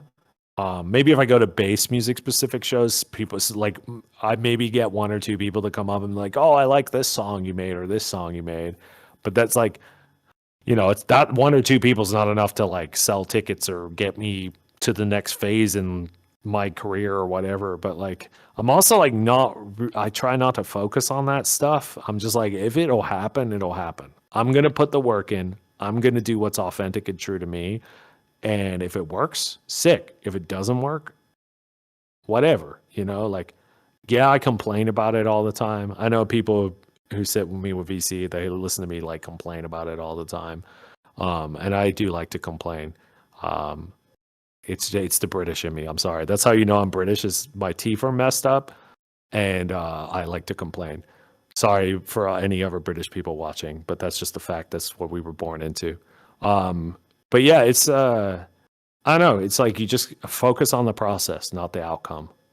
It's like you said, like partner isn't the end all. Nothing is the end all. Nothing.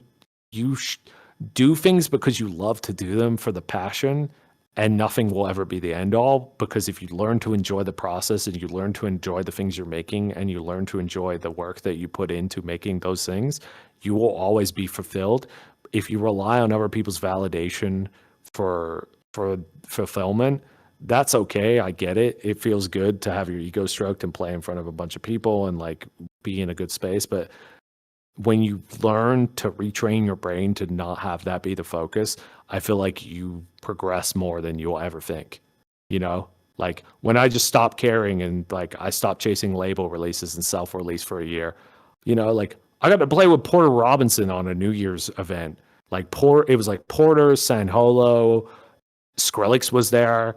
I got to play a New Year's show in San Diego out of the blue, and they just cold emailed me. And I didn't have an agent. I didn't look for that, you know, but it just fell on my lap because I was focused on the vision and what I wanted to do. And that's like what you need to do. If you do that, stuff will come along. And when it comes along, appreciate it for what it is, and then go back to focusing on the process and what you want to put out into the world. See, this is a very interesting transition that we're going to kind of lead into. I know we were just talking about the 2020 PBS special. I can't believe it's actually been that far away. And just getting that idea to introduce DJing. We're old. Yeah, we're getting old. And I can't even fact that I'm still alive in 2026 going into the future. I don't even know when the future is supposed to happen, but we're here. Talk to us about the time frame between 2022 and now, where Shelter has kind of gone and grown from that, and your opinions on the DJ scene, because I've always referred to it as the boom of 2022. People have learned of the stuff that we've done in here in 2020, and they're starting to get an idea. But I think it was coming out of the pandemic that people were just like continuing that process, but then they were just saying, no way, everybody's here. So that's starting to kind of blossom. So talk to us about what you have been seeing within the DJs and how Shelter has been kind of just rapidly been growing ever since then. Yeah, I guess what, like, a lot of it came from just like a random luck of having external people. Like Virtual Riot coming in here definitely was a huge boost. Must Die.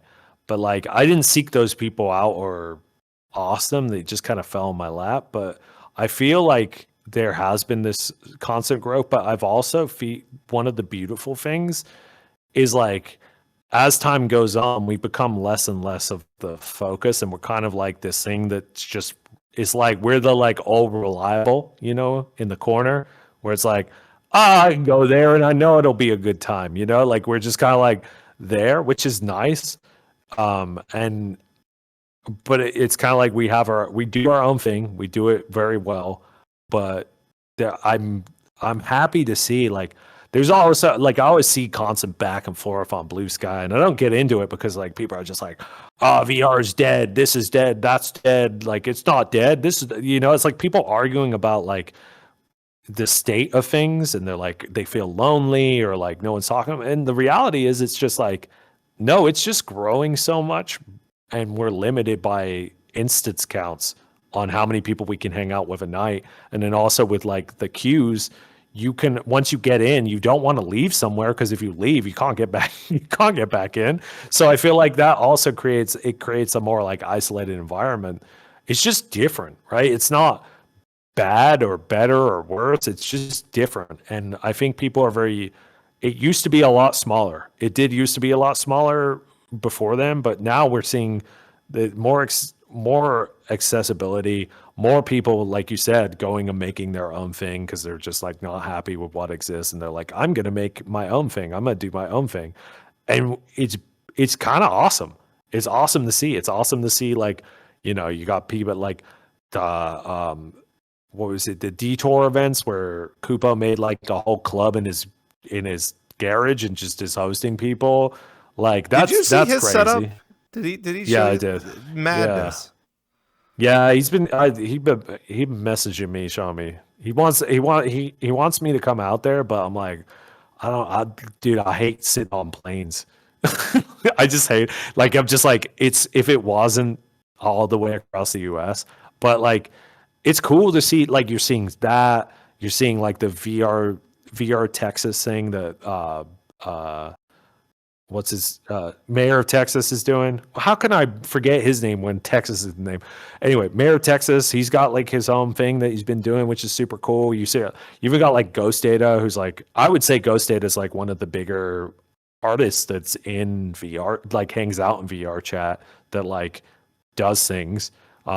They're doing like big things in Texas, and they're integrating like the dancers on the screens and stuff, and like it's cool. There's like so much going on, and it's like like I feel like the primal human way to think about it is you look at everything like competition, right? And everyone's just kind of doing their own thing and has like a different flavor. There's not like, and you just have to find the flavor that works for you.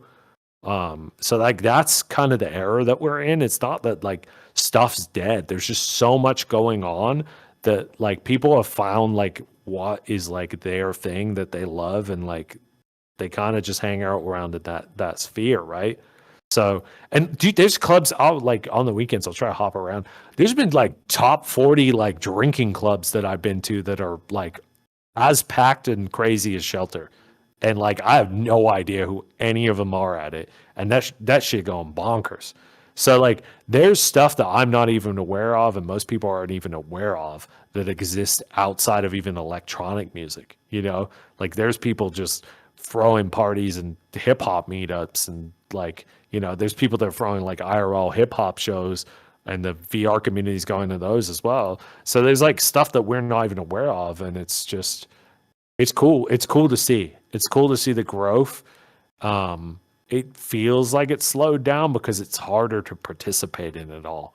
So it like comes off that it's dead or you feel like it's dead, but it's like, yes, a lot of things fade. That's life, right? You're never going to have the same, you might have the same friends forever if you know, that's your thing, but like people fade out of your life. You change, people get new jobs, people move. Like that's just life. And you could either like go into it kicking and screaming and like complaining about it, or you can just embrace it and like explore new things, you know? I'd say like most of the opportunities I've gotten in life, my family calls me a shit magnet. Like they literally call me a shit magnet because I've just been through so many crazy situations in life because I just kind of, I put myself out there and do the things. And I think that's, when you do that and you're vulnerable, you experience stuff, you experience a lot of pain as well and suffering, but you also, you get like, I think to me, at least in my opinion, that's living, right? I don't want to feel like I wake up and I'm a Sims NPC where I'm like, someone's clicking, you need to eat, you go put on headset, go in VR, you know, like I want to see a bunch of things and that's what you need to view your life as like, even in VR, right?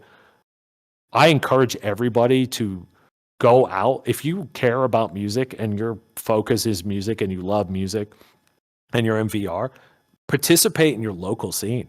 Like take the headset off. Everywhere's got one, even if it's a local night. Like go participate in your local scene and like, it's going to suck. Yeah, it's going to feel uncomfortable. Yeah, you won't know people, but like just do it. You know, when I first moved to LA, I didn't know anyone. I went to Space Yacht and walked there from my house in Hollywood every Tuesday for 2 years. And just by going there over and over, I met people. The people who ran it knew me. You know, that's how I knew Brownies and Lemonade. I went to the first Brownies and Lemonade ever. I played some of the earliest Brownies and Lemonade parties that ever existed. I know all the guys that run it. And now they're like behemoths. They'll never book me. Even the only way they book me now is if I saw got super viral on TikTok, but like they got mouse to feed. I get it, but it's like I was nobody, you know, like, and I know those people because I went and put myself out there. So like that's the biggest thing is, I guess like seeing as things go, I feel like stuff is different, but we need to embrace it and appreciate it for what it is and appreciate like all the diversity of it. And we need to, people, if you're sitting and you're dwelling on like being sad and you feel like it's changed, you feel like all your friends left, fuck it, go make new friends, dude. Like you don't need the same set of friends for the rest of your life. That's crazy talk. Like you kind of like put the same yourself thing out at there. a ShelterCon, you know, if you got to go out to ShelterCon and I don't want to say be up on the wall, but I mean, go talk to all those people because they also know VR stuff too.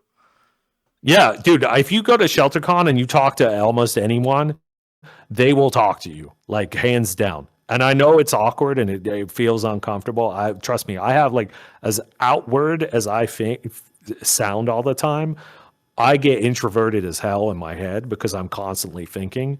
That's why some people are like, you look intimidating, because I'm always thinking in the back of my head.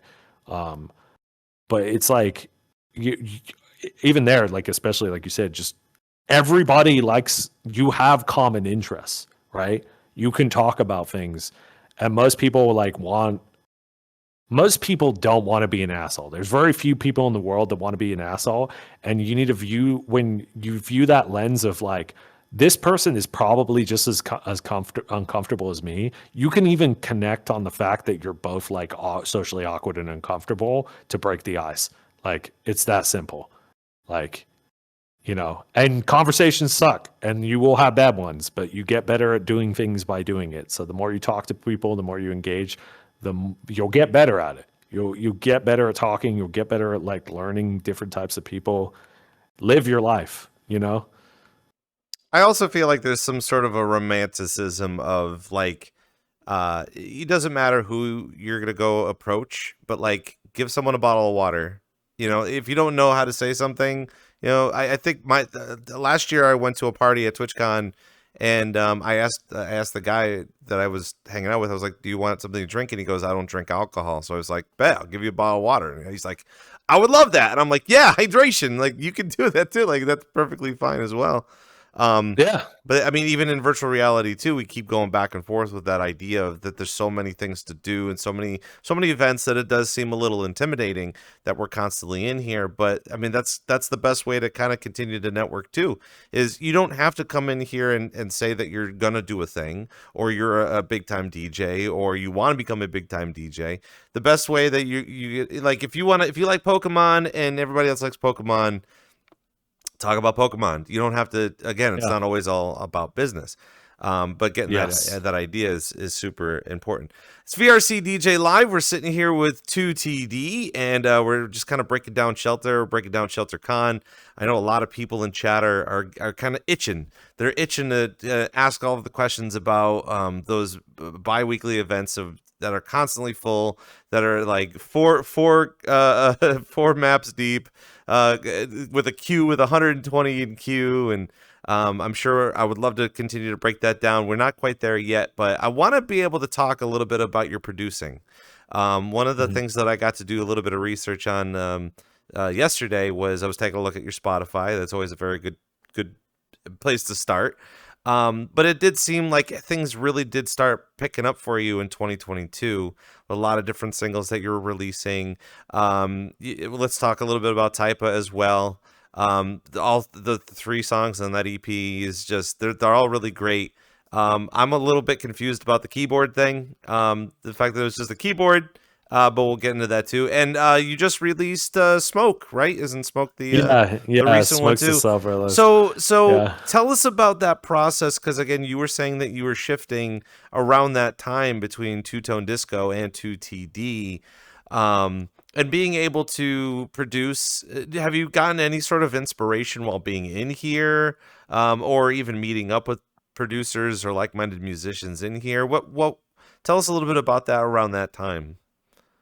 I feel like in here is a really good testing ground for music. Like I was telling you earlier, I'll make a bunch of stuff and then it's like I'll play it in VR, and like the ones that I feel like flow in the set, or a lot of DJing is like interacting with the audience. Like the audience is almost more important than the DJ itself, because like back in the days the DJ would be in a dark corner and your whole point is like making sure you're keeping the party going, and you're the background music, right? Like only recently in the past like generation has it turned into like the DJ is like this superhuman focus, right? And I try to, in here especially, it's like everyone's just having fun. The music's like technically not in sync because everyone's in different places in the world. It's like milliseconds off and things like that. But you can still like read the room when you're playing. So it's just like the biggest thing that's inspired me in here is when I'm playing new stuff that I haven't haven't finished yet. I'm like debating if I should release it. I'll see how it kind of goes off. Like one, how it sounds in the set, flows. Is it easy to play?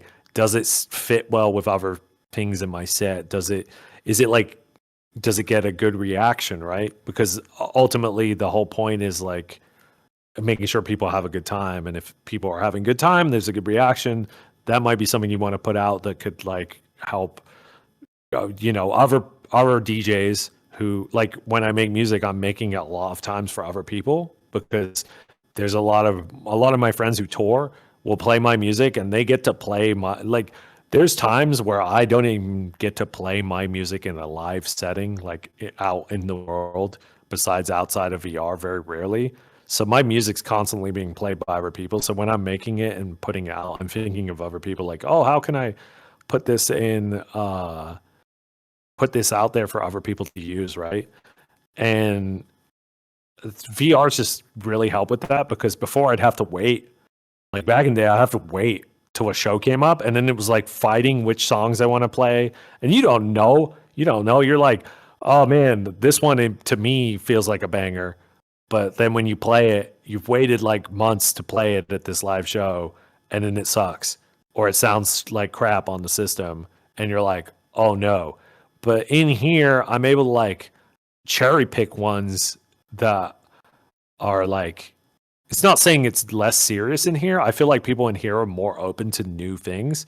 It's harder to play to an IRL audience than it is to a VR audience, because people in here, like you said, they're in here to just chat and have fun primarily. So the music is like, they're more open to like different genres, different songs, things like that. So but you can tell when a lot of people like things or things are going off, and that's been really helpful in the creative process, especially with like releasing music. There's definitely been some really sick producers in here over the time. Like there's a really prolific one, Sizzy. She makes like insane music, but she kind of hangs out in VRChat like low key. Probably not as much anymore. I haven't seen her in a while, but she used to hang out in VRChat all the time and would play sets under pseudonyms.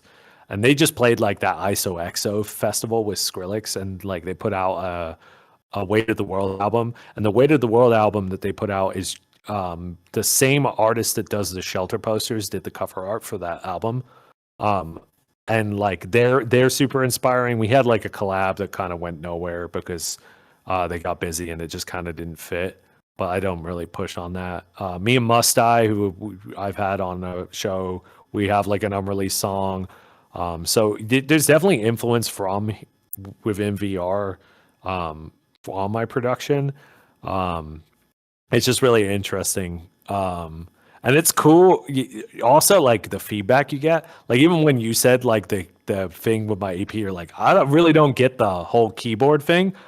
I don't either. The label that signed that, they were like kept delaying the release, and then their cover artist for the label was just like, they finally gave me our album art, and it was just like a keyboard. And I guess they were like, yeah, like keyboard, like typing, like TYPA, like typing on a keyboard.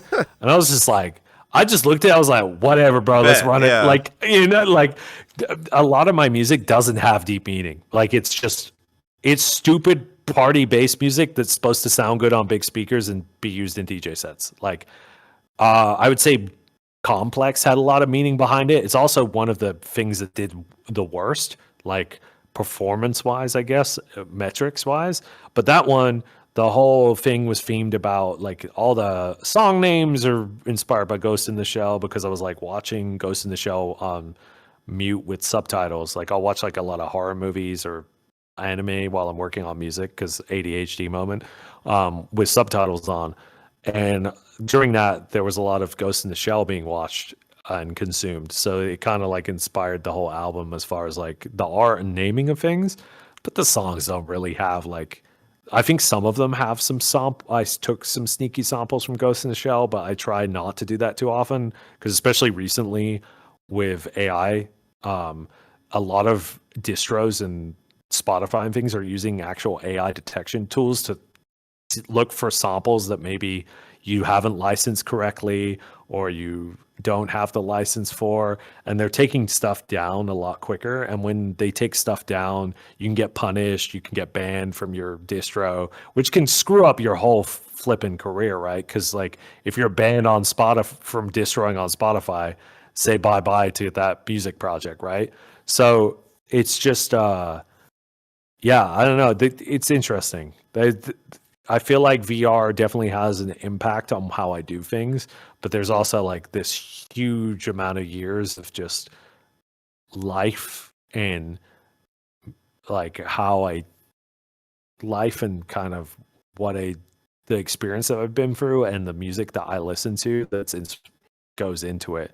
But I feel like all my music, people joke, they call it Tony bass because it doesn't really sound like, all my music kind of sounds the same. It has like the same, because a lot of the same sound design, a lot of the same like drum samples and stuff. And it's because Lil Texas, I had like a talk with Lil Texas, because me and him, he used to make Future Bass under a different alias, and we've been friends for years. And I asked him, and like I was talking to him on Instagram one day, and I was like, dude, you're just absolutely smashing it. And like you've branded like your whole thing. He's like, dude, you just have to like, he's like, you need to think smaller when it comes to producing. He's like, stop trying to impress kids on SoundCloud and people. He's like, just get really good at honing in on what is your sound, and your sound can just be you using like the same samples and things. For him, it was like that, "What up, Texas?" like in all his tracks, and then he had a lot of the same drum sounds and things, and then it got just labeled as a sound, even though he didn't make those samples. They're from a pack or whatever. It's just like there's so many things that go into music to get people to digest it, and yeah, it's just interesting to see how other people see it. Because even you, when you're like, it was really confusing art wise. I'm like, I in the back of my brain when I was going through it, I was just like so over the whole process of working with it. It's not that the label is bad. It's just a lot of labels are run by really busy people, and they're just like, just kind of I'm doing it to like, you're doing it to like reach new audiences, right? So like, if you look at my music, the stuff that is the most successful is stuff that I release on ShelterNet, which is my own thing, right? And then sometimes we have other people release on it. I wish we could release more, but I used to have people helping with it, and they kind of moved on to other things in life. And I've just been running it solo and doing everything, and it is a fuck ton of work. And so I'm just trying to, and it costs money, like getting the artwork done. I put money into the promo and things like that. And it's just like, yeah, it's very like, it's just interesting. The music business is crazy, and it sucks, and it's not fair, and you can't control it. You can't if you have a ton of money, you can make a song artificially pop off by just throwing money at it, which is what a lot of major labels do. And you see it, but it doesn't last long because it's not sustainable, right? So with everything I do, I try to make it sustainable, and as long as the shelter community fucks with it, and then like my peers who I look up to and send free music fuck with it, that's all that matters to me. I don't really care if it gets 1,000 plays, you know. Like my stuff does way better on SoundCloud than it does on Spotify, and I kind of like that because I feel like SoundCloud's where all the DJs and producers are, and less of like the normies per se, you know, like on Spotify.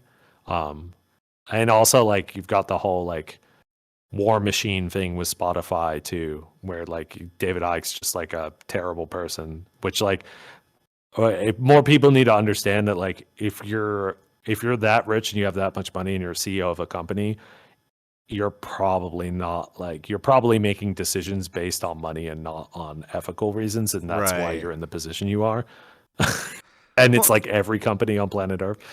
Well, I mean, all of this is interesting too, and we like to bring this up. And one of the things that we continuously talk about with our guests is, while we, like you and I, we're constantly in virtual reality, and we're feeding into what we know in virtual reality, there's still a ton of people outside of virtual reality that are either going through it or are looking to join our community that wants to learn more, not really of a quicker pace, but get an idea of what they need to do for better success, to meet their goals.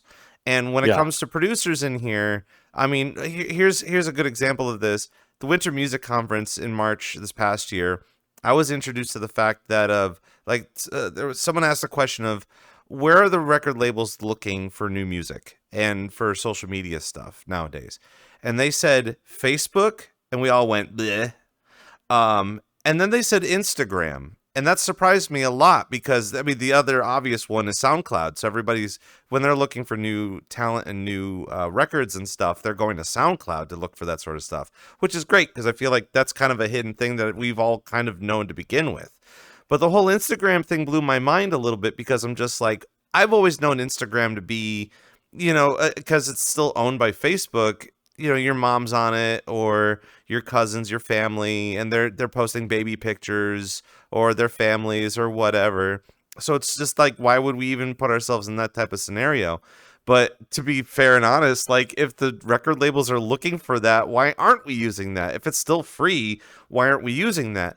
But kind of going and leading up to this year, it's been funny because once I kind of talked about that information, I'm not saying I'm the leader on this, but once I started using that information, I was like, oh shoot, I think a lot of people are starting to get Instagram ready this year too, outside of TikTok, obviously. TikTok is still kind of falling apart. But getting an idea of what you've learned and the things that you're beginning to learn and continuously learning is super helpful for those people in VRChat that are looking to produce.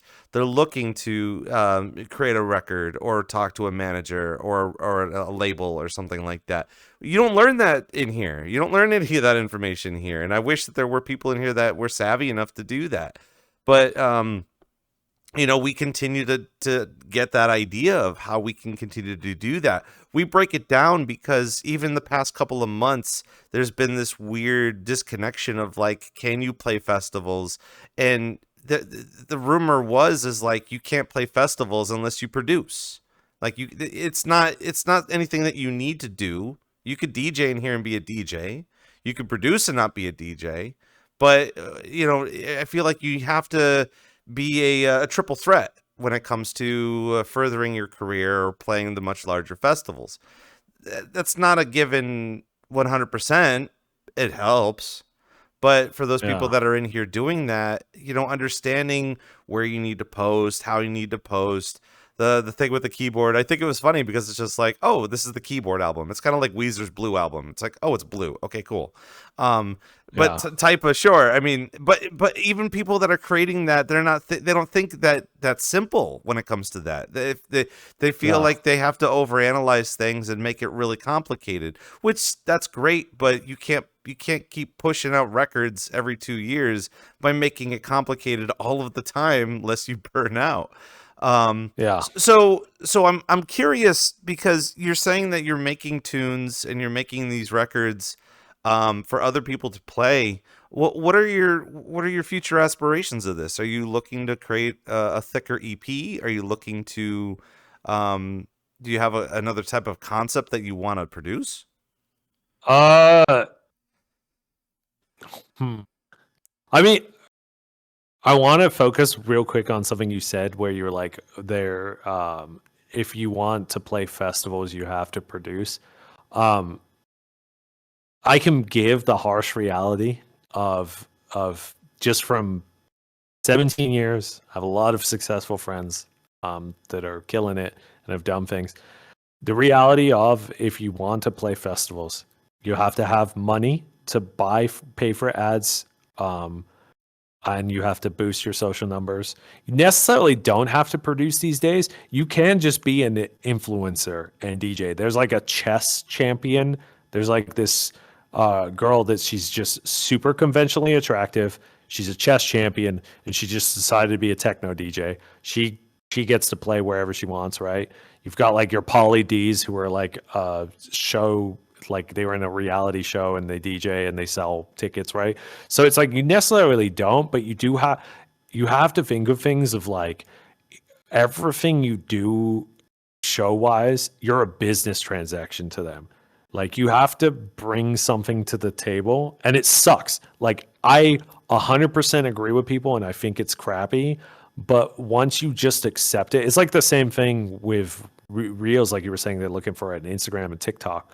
One of the most important pieces of advice, and why you look at my Instagram and there's like cringe videos of me facing my camera, just like playing my song, jamming out to it and whatever. One of the most things that Angel told me, because he's like really good at social media content, he was just like, look, dude, I hate making this crap too, but this is the way things are. It's not going to change. He's like, you have to get with the times and you learn how to make it work for you and you learn what's tolerable for you. But like these days, it's all about social media. Social media content's almost more important than the music, which sucks. Again, same thing with everything. It sucks, but that is the landscape we're in. There are cool things that are not that. ShelterCon is not that. The reason I love Shelter and I love ShelterCons is I specifically try to avoid that. Even so, like we have to get a headliner to get other people from outside of VRChat. There's always a balance, right? That's why we have Leo Tricks, to try and attract other people that are not from here to fill the room, because you have to fill the room. But it's in music, it's hard these days. It's a lot harder. It's like you said, it's so consumable. And it's only everything's just so rapid pace that like you kind of have to accept that not everything has to have a deep meaning. If you want to have a deep meaning and things like that with your art, totally cool. And it's going to be a lot harder to make it work. And there are people that make it work. Like I would say good examples of that, G Jones doesn't release a ton of music, very strong visual identity, very strong audio identity. It doesn't really do the whole corny social media thing. EPROM makes a bunch of his own 3D art, makes insane music. Alex Perez, but a lot of those guys, they're not like they're killing it and they're making a living, but they're not like dead with a Skittles machine in his house. So there's like various degrees of success, and this music in general is just so small. The percentage of people that get to live off music is so tiny, and they don't make as much as you think, because you're like, oh man, they're getting paid, like they're awesome for $2 to $4 grand a show. 20% of that's going to a manager, 20% is going to an agent, 60% is going in the artist's pocket. Sometimes they have to pay for their own travel. They don't get health insurance. They got to pay out of pocket for that. You know, like at the end of the day, a lot of them are making below minimum wage, and they be DJing every weekend. At one point, Angel was living out of his car because every weekend he was gone for shows. And he was like, I can save money if I just live out of my car and for the week and then go park it and go to the airport and play my shows. He was doing that for a while. He was playing every single weekend and making like a couple grand each weekend. But then you have off seasons where like nothing happens. You know, it's just like, it's not as glamorous as everyone makes it out to be. And the glamour is very, like, the superstar status is super hard to accomplish. There already is a Skrillex. You're like, if you're going to be the next Skrillex, power to you. But I feel like there has to be an element of reality, and you have to like view your goals as stepping stones. Like, especially getting back to like where I view my project going and where I want it to go. I don't really look at it like, oh, I want to do this, I want to do that. Obviously, there's like goals. I'd love to play, like I really want to play Shambhala, but I'm fine with like a daytime, like tiny stage at Shambhala. Like there's a few things that I want to do on my bucket list, but I don't like hold myself to them. Like if I don't do this, I failed. They're just like kind of there in the background. And I'm like, okay, what can I do to inch closer to that goal? Right. And releasing on labels that put random keyboard art on my EP. Like in all honesty, I didn't even select that EP. I sent them a Mersive, who runs that label. He's like a big touring guy. He's touring right now. He has like he's a tour where he controls audio with a joystick, and he plays like every festival. He was one of the headliners at Lost Lands. He downloaded one of my songs on SoundCloud, and I just was like, yo, is this actually you? Because sometimes they'll have assistants that just go and find them new music and download. Like Excision has that. Excision has like, if Excision ever downloads your track, it's like probably someone on his team that like he trusts, and they're like tastemakers that go and find stuff, and then they bring it to him, and then he's like, oh, I fuck with this one, I fuck with that one. Sometimes he'll do it himself, but like I reached out and was like, is this actually you? He was like, yeah, I really like your music, blah, blah, blah. And I was like, oh, here's a playlist of like unreleased stuff. I didn't hear from him for 4 months. And then his manager cold emailed me. It was like, hey, Mersive really wants you released on his label. Like, do you like, we kind of want these tracks. I was like, okay, cool. You want to make it an EP? Cool. What should we call the EP? I don't know. Call it like the TYPA, because that's the name of that song. Why is it named that? No idea. It's because there's a vocal thing that just is this TYPA beat that go. So I just was like, oh, TYPA, easy. Just name it off to the fucking Splice vocal that's in there, or whatever. It's Splice or some vocal pack. You know, that's not even original. But it's just like, to me, I was just like, I just wanted to go out into the world so people could enjoy it using their sets. You know, it's not that deep. You know, the songs that I like the most and put the most effort into always do bad. So I've moved into a position with my music where I'm just like, we're just going to release shit all the time. And I'm going to like do my best, obviously, like love the shit I'm making, but not focus on when it does bad or on concept. Because like in reality, there's people who consume my music don't really care about a concept. They don't really care about like the story behind it, right? It's nice if it's there, but I don't have one of those types of projects. And for me, it's just like, this is a fun song you can put in your set and enjoy, put in your playlist while you're working out, doing whatever. Hopefully it doesn't end up in any sex playlist like Bauer's song. Even though if that did, that made his song like pop off on Spotify. So maybe do put it in that playlist so that I can get them dollars. I can get some more McDoubles from my music budget. But yeah, like, I don't know. I don't really care. I maybe make like $60 a month off my streaming between like Bandcamp and all the streaming sites. I'm making about like $60 a month. And then like I'm spending $100 on art, $100 to $150 on art every release. And then like you gotta there's like playlist submissions where you have to pay for people's time. You like buy tokens to submit them to playlists. And like that's more money. So I'm just losing money on every release. It's not glamorous, It sucks. It's work, and you do it because you love the music and you do it because you love what you do. You don't do it because you want to be, I don't know, at least for me, I don't know where I want to go with it. I just want to have fun and see what happens. That's what I was going to ask and be like, what do you think most of the VRChat producers should be working into the new year with that type of a concept where they want to get noticed with some of the records that they make? I don't want to sound like mean, but like I think if you're starting to produce now, don't release stuff for like 1 to 2 years. Just cook, like make stuff, play it in your sets, try it out, but like put it in a folder and like think about it. And like just spend time learning, spend time making garbage music and like throwing it in a folder, because nobody on planet Earth downloads a DAW, doesn't know what they're doing, and puts out a song in a few months. It's gonna suck, and you're gonna hate that song later on. And you want to be successful, you need to put your best foot forward, because there are 15-year-olds that like have been producing for like 2 years and downloaded Ableton when they were like 13 and they're like making insane music, and that's who you're competing with. That's who you have to like be better than sonically to like get noticed.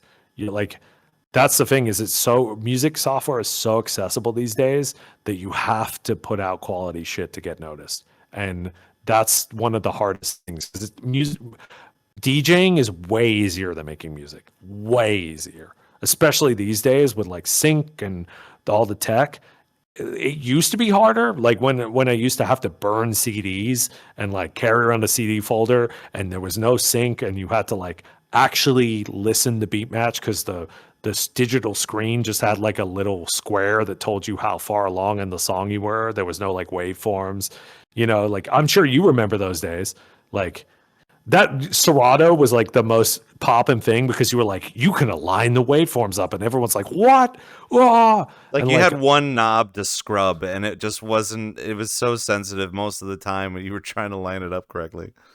Yeah, exactly. Like you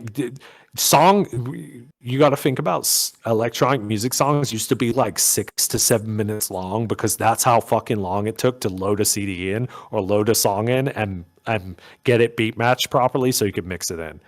That's why they used to be longer. Songs have gotten shorter, one because of like TikTok and social media and people's attention spans, but also like DJ software and DJ like players and things have gotten so much better at like taking all that work out for you that you can just like rapid DJ poop songs, and like now you've got like people just doing triples of songs and doing live mashup stuff and stuff like that. It's gotten so crazy, but it's like that's the biggest piece of advice I tell people is slow down when you come to music. Slow down and like, you prove me wrong. Maybe you are like a magical wizard that can download Ableton and put out like your best work in a month. Cool. I'll eat my shoe when that happens. But like, if you're not getting noticed and you're not getting the results that you want for music, slow down and like just give it time. It's like it's just one of those things that you're not going to be good at right away. Like maybe some people will be, but like just and don't feel discouraged because like you'll put out shit that sucks for the longest time. Like I look back at my music that people are like, yo, I love that song. And I'm like, that song is terrible. You know, like you're always learning, never stop learning. And you know, like if you really need to put stuff out because you need the feedback and validation, just put it on SoundCloud. And then when you hate it, delete it. You know, like don't put it on distro and things like that. Like take your time with it. And like don't focus on like a logo or brand because it's just like so many people are like, oh, I need to get my logo perfect. My logo sucks. It sucked for a long time. I'd never use my logo. You know, like people ask me for it for shows and I'm like, I fucking hate that thing. But it's just like, yeah, I don't know, like focus on just like figuring out what you like and what you want to do in the art and then focus on monetizing and business and presenting that art, you know?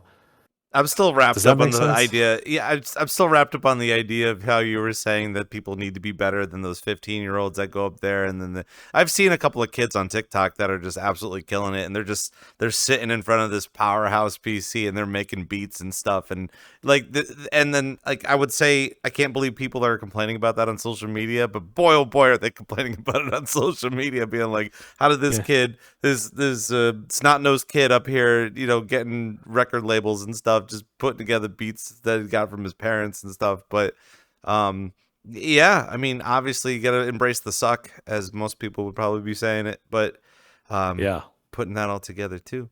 It's VRCDJ Live, and we're sitting here with 2TD of Shelter, and we're just gonna kind of get into a little bit more of the nitty gritty as we're wrapping up the show. We still have a little bit of time left to kind of just sit and talk about your favorite things. I don't know if there's anything you wanted to talk about that you're kind of no. It's just a matter of just feeding into the obvious and Yeah. just kind of vibing with it. I know a lot of people have been kind of waiting about it in chat. And of course, I kind of want to dive into it a little bit because I feel like, again, there's still a lot of people that are learning about Shelter and wanting to kind of go into Shelter.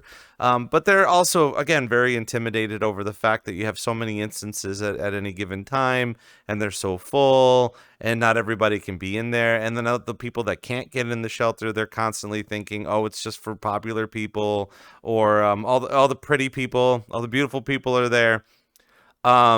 So tell us a little bit about how you view that. I know having that as a process, opening up. I don't even know what it's like to just open up an instance and then putting it in your Discord saying instance is up.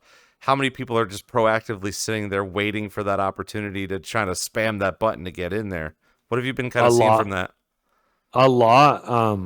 We try to keep it as fair as possible. Like anyone who plays Shelter, we strictly restrict them to one guest, and then we keep the pre-meetups to like overflows. So all our overflows, we have like a person in each one to try and help moderate the vibe. If there's a troll in there, they can help yeet them out, right? Because you still get that, but like we lightly moderate. We're not trying to have like a security guard at the door like some places, because like I understand some communities where it's like more sexualized, I guess. It's like you want that extra level of like comfort and security for safe space. We kind of do it in a way where it's like it's more about music, so we have the privilege of not worrying too much about that, but we keep an eye out for it. But yeah, it's like limited to just one guest per DJ and then staff who are running it. And I'm like strictly don't allow other people in. And like I definitely do have like close friends who are like hit me up and be like, oh, please get me in, put me on prio. And like I just won't do it a lot of the times. One, I'm really busy at the beginning of the event because I'm like trying to sort everything. So a lot of times it's just me forgetting to read their message because I'm just like so tied up in it. But I try like not to do that because I really want people to have a chance to get in. Like we try to leave as many slots as possible. And I explained that to the guests. I'm like, look, I would love for all your friends to be able to share in this cool moment with you. But I also like want to be fair to all these people that maybe they've never been to Shelter. There's some magic in getting a PC VR headset for the first time and then just wandering into a situation like that. It's like indescribable magic. I think there was like some other interview where I described it's almost like when you've been in here a long time, it's like you're the magician that knows all the tricks and you know how all the video screen and stuff works. But like, there's something about when you're just there for the first time. It's like if you went to the Magic Castle a bunch, you kind of probably know how they do most of the tricks and you know, like the whole deal. But like the first time going there, you're like, oh, this is magical. And I want people to have that because that is a huge seller on VR, is like that first impression of this is wild, right? I want to go back to that. And I don't want to rob anyone else of that. And like, no knocking to people who have instances where they want like all their close friends. Everyone can do their own thing. But at Shelter, I try to keep it as fair as possible. We have the overflows.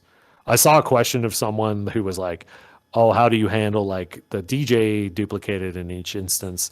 And Yeah, because I'm we thinking about played that with too. Like, I know that yeah. there's multiple instances, but I don't know what happens in those multiple instances to make it worth its while compared to the main instance that you could be going to. All the music and visuals are synced between all of them, and then we have the dedicated person that helps moderate. They also like run the visuals in there, and then we encourage people in the overflows to like just go up and dance in the DJ booth or even pretend to DJ, because it's just like that's almost more fun than having a lifeless puppet there. We have explored like shader toys that duplicate between an instance, but they always seem kind of janky. We did get to use one time, only once. VRChat had developed like a way to duplicate avatars between multiple instances and have a clone. That was super cool, but it's super hacky and jank. It's not something that I don't think they'll ever officially release it. I don't think it's just not ready for prime time. But that was probably the coolest like way to do it. And that would be the only way I would want to do it because it was like 1-to-1. And it's also like really easy to, well, no, it's not easy for them to set up. But like if it was just a switch I could turn on, cool. I would do it added. But like also, I kind of like the way the overflows are now, where there's like the people that want to go with like a large group of their friends, they'll just go to an overflow and they'll just party and hang out with their friends, and someone will like ghost DJ, and they'll have like sometimes the overflows are more lit than the main one because everyone's like trying to get in the main, but then like all the people that are like, I don't give a crap, I'm just here for the music, they'll like get a group of friends that go to the overflow, and then it just turns into like a mini party for them and their friends, and like everybody's like going crazy. And I kind of love that. And there's some sort of magic in that. And there's also a magic in being perceived or being able to, like, when you're in main, you know that the DJ can see you. But when it's like a kind of like a puppet, it just doesn't feel as like human. And there's something in your brain that like knows it's not a person. So it like feels almost like it's like watching a Chuck E. Cheese animatronic, you know? Like the thing that was most impressive when we did the clone between instances was the technology itself and how well it worked. But then at the end of the day, it's kind of like a Chuck E. Cheese animatronic. Whereas like if there's a ghost DJ there, they like might not even DJ, and they'll be like, yo, that was so fun to just be on there. And there's like people that will join and think they're a main, and they'll think the ghost DJ is actually DJing. And then there's like this, like afterwards they'll be like come up to him and be like, oh man, great set. And you know, that might inspire them to go on to be like pick up a controller, start DJing themselves. Like there's plenty of people like Buncha was a ghost DJ at Shelter, would like show up and pretend to DJ in the overflow. They then went on to play Shelter. I think they played twice, and now they're playing at an IRL Shelter. And at one point they were like pretending to DJ in an overflow, you know. That's a dream right there. Yeah, it's real, and that's happened to a lot of people. So it's just there's something magic about them, and like the only reason we do them is just because it's like I want more people to be able to enjoy the music, right? Like for me, Shelter is about the music. I love listening to people play. Yes, you'll join and I'll be crumpled in a corner because I'll be doing something else.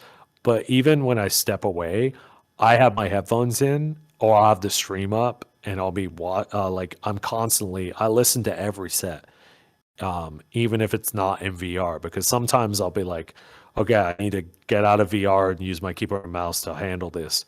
or like, you know, the stream camera will screw up and I got to handle that.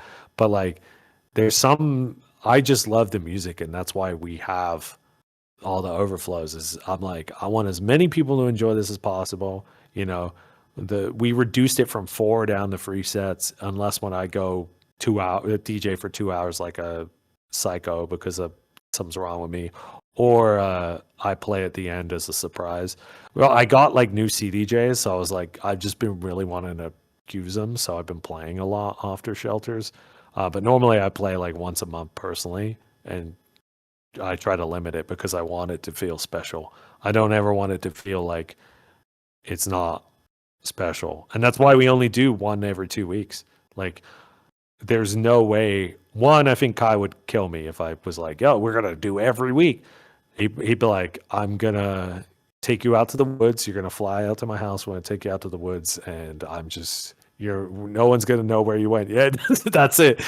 But like, you know, like we try to limit it to once every 2 weeks, so it's special. So it's just like, it's like I said earlier, it's something people look forward to. It's a community experience people look forward to. Like, and if you don't want to go, like, that's totally cool too. If you like think the music selection's whack, you hate me, you hate Shelter, that's cool too. Like, you know, but it's always going to be there, and it's always an option. And you know, you can. I've seen people go from like super fan to like hating me, posting, like making fake social media accounts to harass me, to paying for tickets to ShelterCon and coming back as a super fan. And like, it's kind of like a cycle.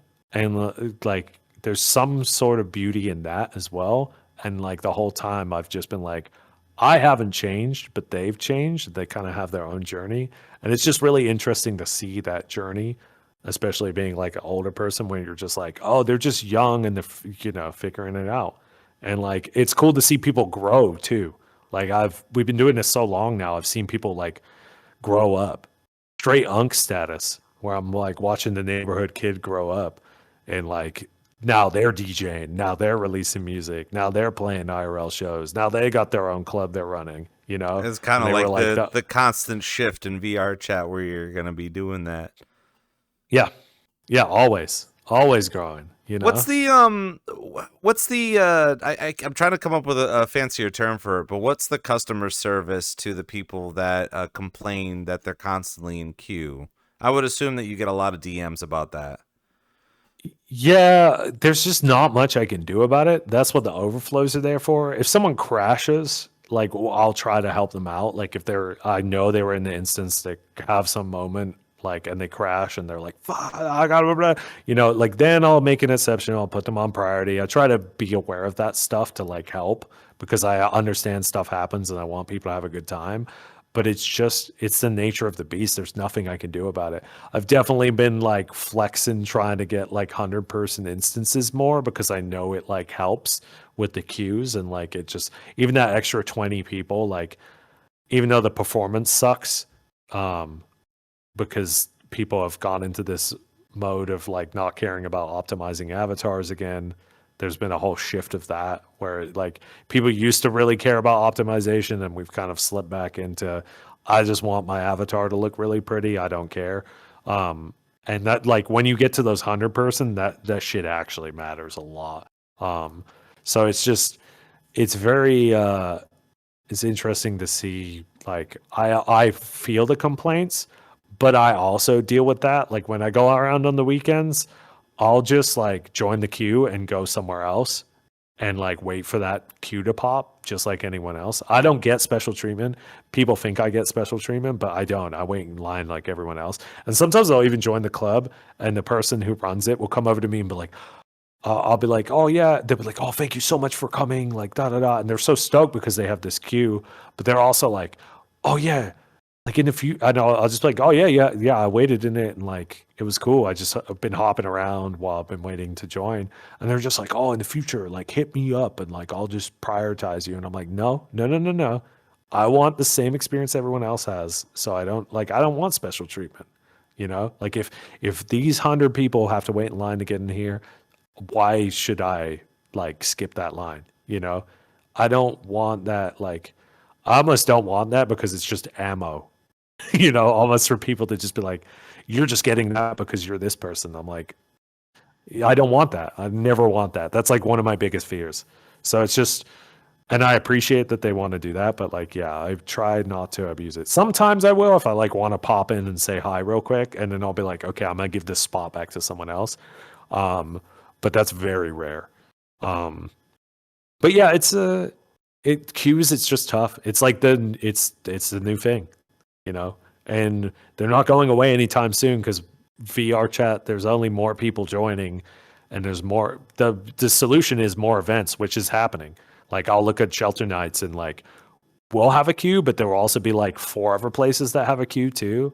So it's just like, and there's everywhere is packed, and you love to see it, right? You're just like looking at it, and you're like, hell yeah, it's popping off tonight, and there's options for people.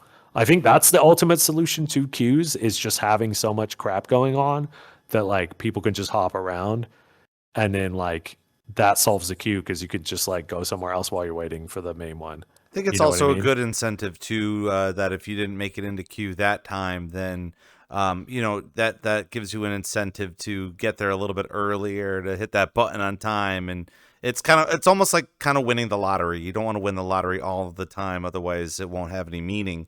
But being able to go there and living that experience and having that hype is equally important, outside of just constantly being in priority. I know a lot of people have been thinking about this question, and I've been trying to think of a good way to kind of situate it so it makes sense. I feel like a lot of people believe that VRChat takes precedent into Shelter's affairs and wanting the best for Shelter, and also kind of trying to explain the whole 100 cap. I know that's been on the minds of a lot of different people, and I think between you, me, and Tupper has been kind of infatuated with just research purposes of understanding, okay, what is 100 cap? What does that mean with the numbers? Even combating the 580 megabyte world that you kind of spawn into. Yeah. So tell us a little bit about your relationship with VRChat, and I guess kind of give us a little bit of an inside scoop of kind of what's been happening between you two. I mean, people think it's a lot more like special treatment than it actually is. There's a lot of places that get the same kind of treatment we do. They have whitelisted our performers where, like, if their performer crashes, they can get back in and skip the queue. But that's something they've been doing for a lot of places. Obviously, they can't do it for everybody because it's like you're asking people to work full time, right? But like, the way I look at it, I put a lot of time and my own money into this, and like I try to get higher profile performers and it is free advertisement for their platform. When I have Virtual Riot on their platform, it's advertisement for their platform. Like there is this kind of trade of like, it does help them, but we're small potatoes compared to a lot of things like Sanrio, and you've got like VCat with all those major brands, and there's like people that have actual business partnerships where there's money exchange, right? With us, it's kind of just like I ask for very minimal help. Like the 100 cap thing, I do ask for, but like people have to understand with that too. There's a lot of problems that creates and like weirdness, and it puts a lot of stress on people's computers, and it can make your event less accessible to people, because if someone has a crappy computer, that can absolutely cook them to the point where they can't experience the show. So it's like a trade-off, right? It's like a super trade-off, and the reason they don't give it to everybody and don't make it a permanent thing is because it's buggy. It's like super beta and like doesn't work. The cloned person was just like, it was a hack together project that someone put together, and they hit us up and were like, hey, you're like one of the few places that is running multiple instances. We want to try this with you because you're a good use case for it. But ultimately, the people that would benefit from that technology would be something like Sanrio, where they bring in a live captured performer. Because the Sanrio event has like actual crazy Japanese musicians all the time. So like, I feel like we're kind of testing. If anything, would be testing that tech for them, because from my understanding, Sanrio is paying licensing fees to VRChat, and it's an actual business thing. With us, it's kind of like unspoken. Like VRChat doesn't pay us. I don't pay VRChat. They lose money every shelter because they're paying for hosting. Like us talking here right now is costing them money, right? So like, people need to understand, like when people are like complaining about VRChat over monetizing and things like that, I would want people research how much AWS compute costs and how much like servers cost to run. Like even VRCDN is like, when you like for my day job, I work in like server infrastructure and like IT, and I did like a lot of DevOps work, and it's like I know firsthand how expensive all that is. So it's just like there has to be money involved, right? There has to. It won't exist. Like the AWS isn't going to show up and be like, "Oh yeah, your VRChat, you're doing this good thing for all these people. Like we're just going to give you free compute." No, that's not how it works. They're like, "Yo, it's this expensive. It's only getting more expensive." You know, like they got developers they have to pay. They have staff they have to pay. You know, like, and all of it's not cheap. So it's just like, I understand with the monetization, but like, I think people need to like chill a little bit and stop being so angry and like jumping to conclusions and like getting down people's throats and like assuming things. Cause like, even with, like I was saying earlier, there's people that like, I heard a rumor from someone that was like, "Oh yeah, you paid for Virtual Ride to play," and I was like, "No, no." Both times I did not pay him. He like wanted to do it because it aligned with his album. That was like his album was like the whole concept was virtual reality, and he knew about us, and he was like, it was a promo thing, and he didn't ask for money at any point because he knew it was a trade between him getting a cool promo piece for his album that aligns with what the whole concept of it was, and we got a free virtual riot performance for everyone to enjoy. And that's the kind of way it is with VRChat, is like, we are not better than anyone. I'm not saying we're better than anyone. I'm not saying like we're like, but I feel like any like small special treatment we get with like the whitelisting and like sometimes bumping the cap, you know, I feel bad when I ask for it, if I'm being honest. Like, I feel bad because I know not everyone gets it, and I wish it was a tool that was accessible to everybody. But like, that shit saves me so much pain and suffering. And like, we only put a show on at once every 2 weeks, and like, I need that. I need it to run the show efficiently, and especially if we're getting guests, it's like, and it's not that I'm better than anyone. It's not that I'm more important. It's just like, we do something consistently. I put a lot of effort into it, and I understand other people do, but like understand that I do it very begrudgingly, and I don't overstep, and I never ask for more than I feel is comfortable, right? ShelterCons, there's been a few ShelterCons where they've announced that ShelterCon's happening publicly.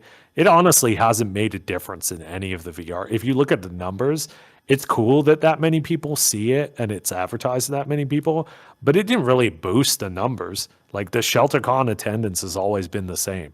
You know, if anything, it probably made people hate us more because it got blasted out to people that were like, I don't give a crap about these guys. Like, screw this guy. If anything, it's probably made it harder for me to go in a public pug instance because they're like, that I'm like a target, you know?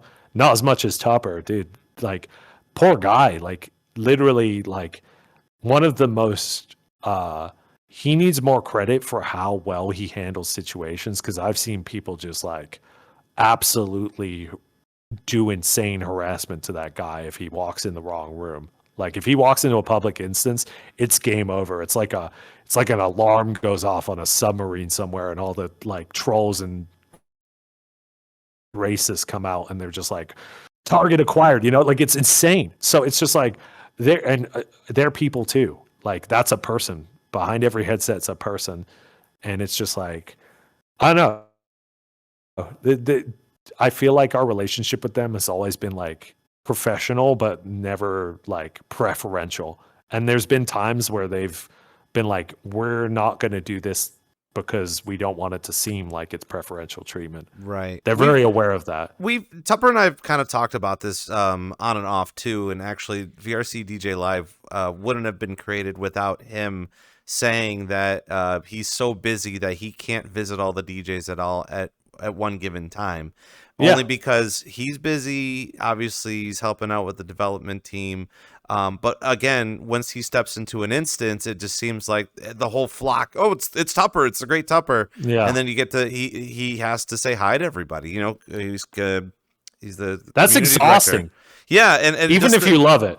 It's exhausting. And even the same thing goes with him and his DJing too. Like, I feel like he's got hobbies and he wants to be able to do the fun things that he's been seeing from a ton of people. And then once he's done with the set, it's just like he's this famous pariah. And then you kind of feed into that. But the same thing goes, and I will go ahead and say this on record because I've been saying it off record for such a long time, is that, you know, people can hate on Tupper for liking Shelter, but the dude likes Shelter and he likes his hobbies and he likes to, you know, feed into research and he likes the music that Shelter gets to perform. So you really can't hate on the guy for liking all this stuff, and it just all kind of lines up too, you know? And even the fact that he's performing at ShelterCon as well, it's just like I would assume that's going to be a really big thing for him because he's still developing, no pun intended, but pun intended, his DJing style. And we've had him on the show talking about that as well. Yeah, I just wanted the bald to bald. I wanted Straz and him. Dude, when you said bald to bald, I was in my brain, I was like, that's such a funny thing that they should rename it that, but then they've already called it B to B, so it already makes sense to call it bald to bald. So there, I've deconstructed it throughout this entire experience. There may be a sick Comic Sans logo that I made for them that will show on the video screens during their set, but like, you know, like, and that even that was like well, I didn't do that because Tupper's a VRChat dev and Straz is a VRChat dev. I was like, they both love drum and bass. They're both like boomer drum and bass nerds, like from their history of like their entire life. Like they grew up playing video games, listening to drum and bass, and there's like actual passion there for it, and they're aligned perfectly. I was like, that's a community thing, because the weird thing about ShelterCons is there's always a line around the block of all the VR community people. And I was like, there is no, I dare someone to tell me someone in that line that doesn't want to see a bald to bald VRChat dev like thing to open it, right? Like normally the door slot sucks. And I was like, dude, they are the perfect one for the door slot because it's all going to be VRChat people. We're going to just put funny shit on the visuals and we're going to have fun, right? It's going to make it not this serious thing because like shows it's very serious. You got to set this mood. I was like, nah, we're going to have the Comic Sans bald to bald. Maybe we'll have like visuals of Tupper strangling the knuckles. You know, we might have Straz as the boob with their giant boob avatar, VTubing in the background, you know, like put some patch note videos up as visuals, just like have fun with it, right? But the music's good because they love drum and bass and they're like, they got a passion there. So the set's going to be good too. But it's like, that was the concept of that. Not these guys are VRChat devs. I want like them on my show because it like makes them like me more, you know, like it doesn't. It's not going to. It's just like that was a total like this is going to be funny and fun for the community. So that's why we're doing it, you know. But I could see how if you didn't know the context, you'd be like, "Oh, this is just like a play," and it's not. It's not. It's fun. Before we wrap up on the show, because we are getting close to 3 hours here on the program, I want to ask the final question on this to kind of wrap up this entire like everybody thinks of Shelter because of this, because you kind of help out with Tupper and VRChat understanding the whole DJ culture in here, and you can't help but feel like VRChat has had many discussions about all of the VRChat DJ stuff that's happening in here constantly, even in the past couple of years. how invested do you think? Because I mean, we've always asked the question of VRChat, like, do they cater to a specific community? You know, like we have the trans community, we have the furries. The Furality is such a massive community of people, let alone the DJs that are part of it. And the fact that we're doing a bunch of DJ stuff, and how Shelter is this massive entity as well. But do you think that VRChat feeds into the DJs more than some of the other communities that could be in here? I would say no. It can seem that way because Straz and Tupper are very public facing people, but they just like that music. It's like you said, they like have a genuine passion for it and they just enjoy it. So they're around that a lot because it's like what they enjoy when they're not working. But I would say like Chorality gets like a lot of attention put on it because it actually makes money. Like Chorality is a functioning business. It's one of the I would say Chorality is like the largest VR convention ever. Like that the way that functions and everything is crazy. And like they put a ton of focus on that. Same with Sanrio. The Sanrio event is super big and like gets a huge focus. And that's like not just music, it's like kind of like with the Sanrio brand and things like that. And then you also have like VCat because there's brands that come in with that, and there's so many other things that get focused on. I think people think there's like kind of like a focus with the DJ stuff, but I think it's like a very small part of it. And the problem is like, in my opinion, I think the VRChat team is just, there is so much that there's only so much they can do, and someone's always going to feel bad. Someone's always going to feel left out because it's physically impossible to like gauge and interact with every sub community, every niche, every this. So I feel like they just do the best that they can. And just because Tupper and Straz both DJ on occasion and like love the music, it kind of feels like that's all they care about. But like, they're not at DJ events while they're working. Like they work 9 to 5 at VRChat. That time when they're 9 to 5, they're working on other stuff, trying to like make this place function and keep the lights on. They're not like, Straz is working on patch notes and like videos and like content and stuff, and Tupper's being a leader and doing a bunch of like business things to keep the ship on. And if they want to go to enjoy music events and VR on the weekends, let them do that. It's not, and like I don't just see them there. They go to a lot of world hopping. They'll be at world hopping things.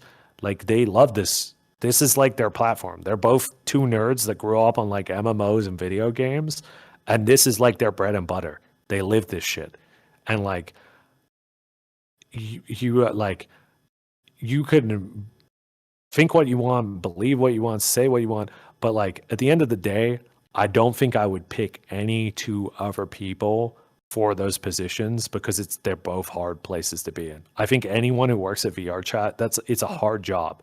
It's a sick job because it's like, I would love to work for something that I cared about like that, but like it comes with a lot of stress and a lot of like scrutiny and a lot of like, sometimes death threats, like I've gotten death threats, and like Tupper was the only person I could talk to about them because he's gotten them on a nuclear level compared to me.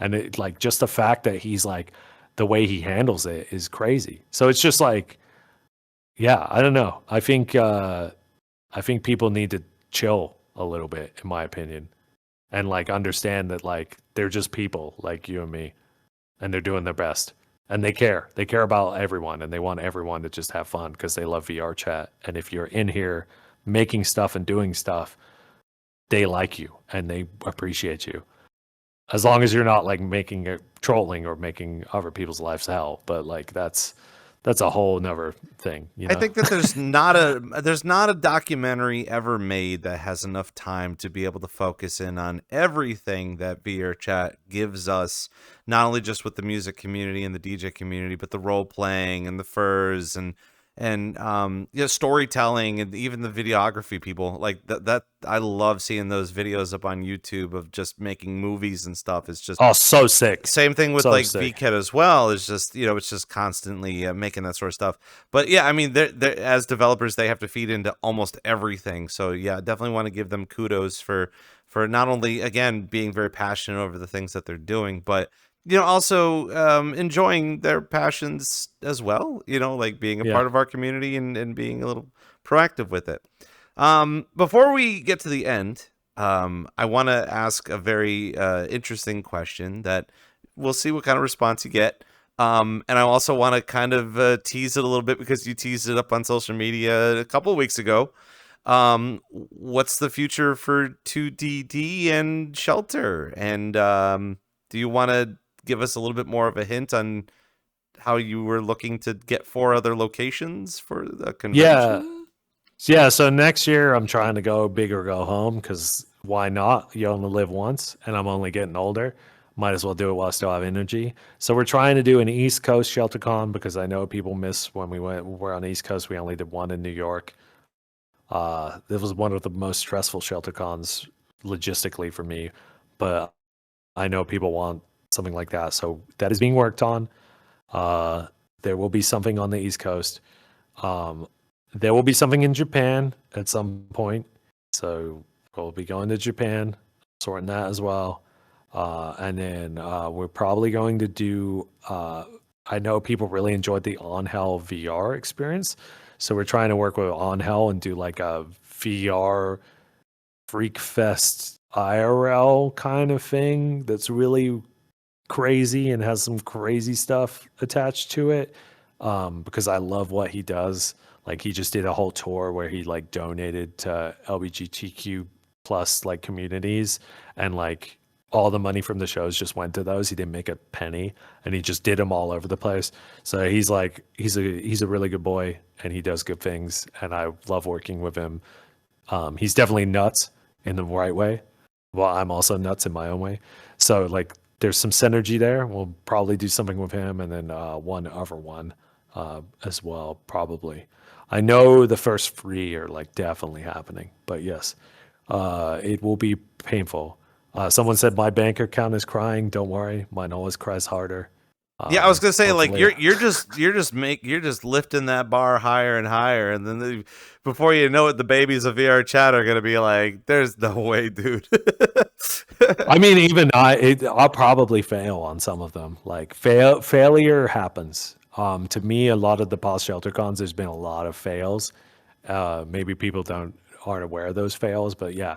The only way you get better at something and try and fail, and you learn from it and you try and do it better next time. But like, I want to go to Japan, so why not do a Shelter show there? Because that would be sick, right?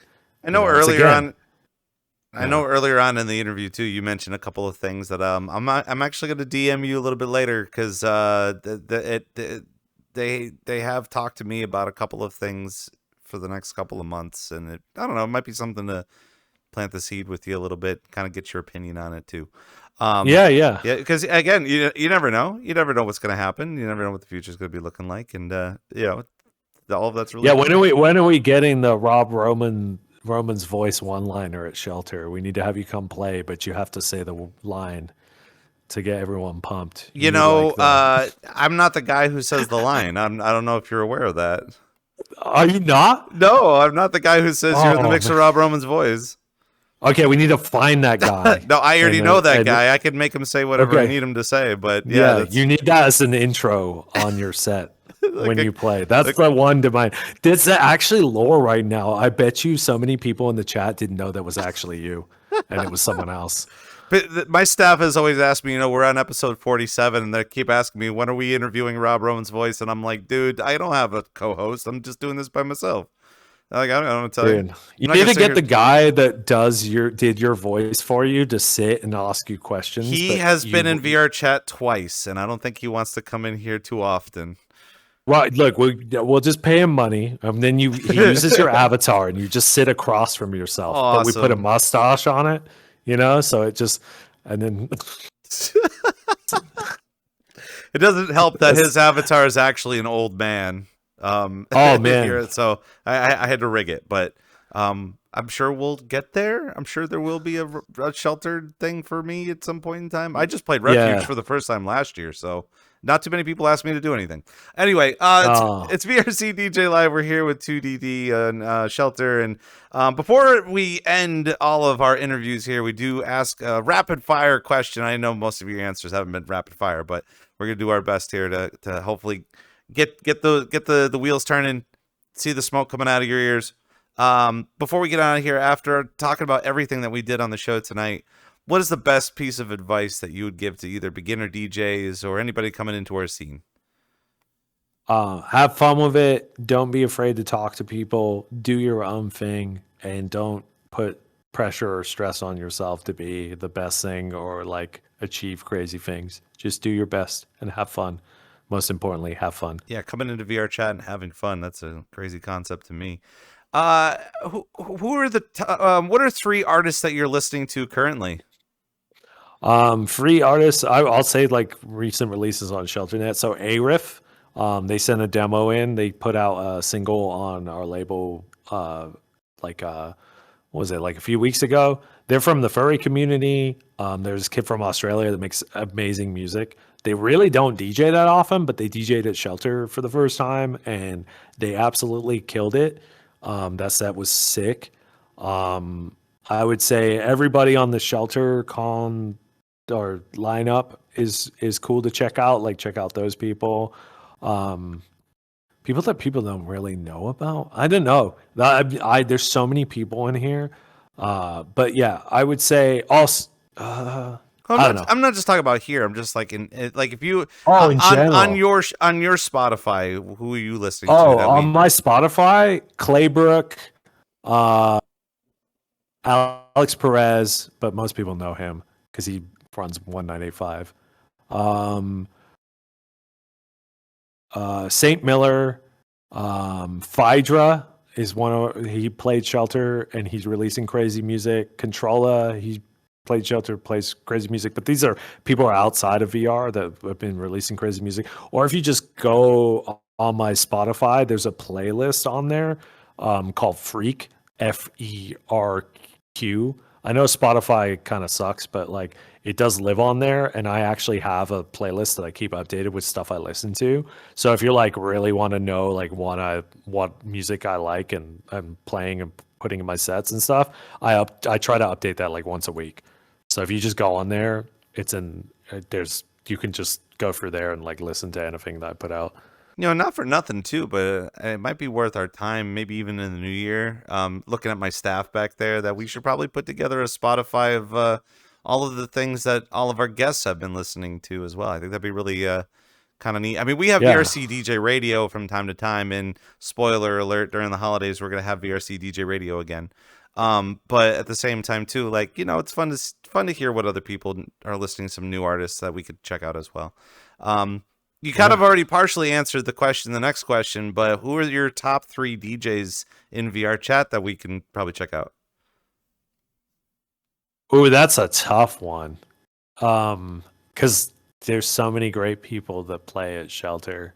I'd say like, if you held a gun in my head and had to have me pick 3, Indent, because he's like the homie and been there since day one and is just incredibly talented as far as like, and he's just the coolest, sweetest guy.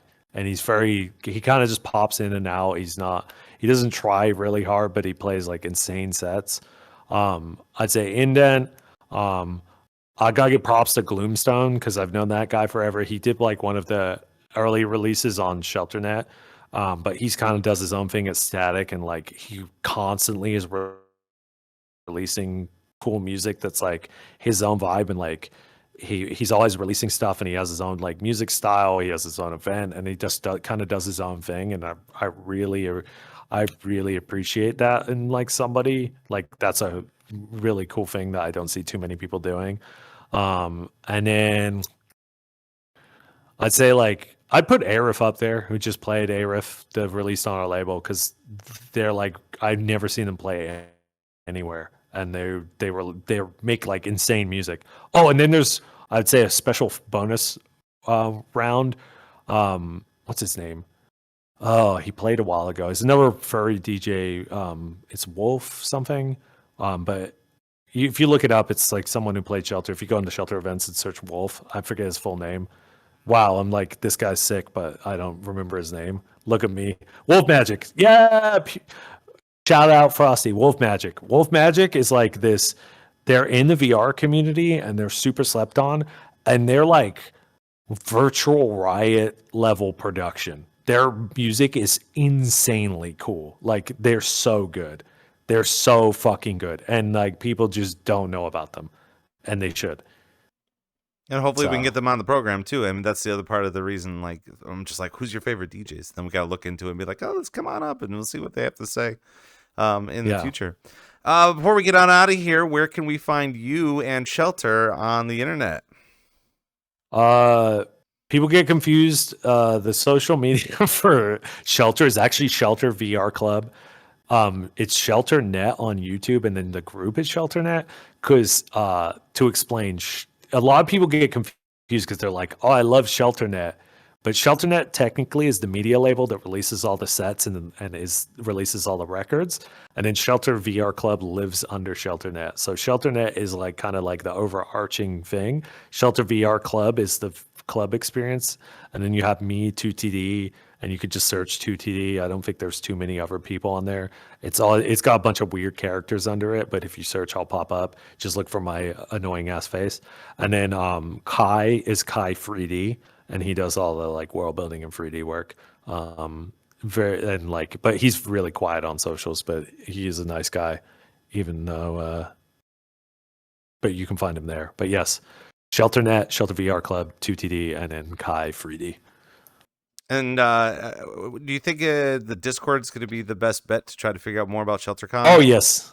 If you join the Discord, it's enter.sheltervr.club. If you just go to that URL, it'll redirect you to the Discord. If you're joining the Discord, come say hi. We shit post in there a lot. There's a picture of me and DJ Khaled in there right now in Gen Chat because people are trolling me the whole time throughout this. There's also like someone clipped me with like a maxi pad advertisement from Amazon on it. That's pretty funny too. But yeah, it's a funny place. Come join. I'm hanging out in the VC a lot. Come say hi.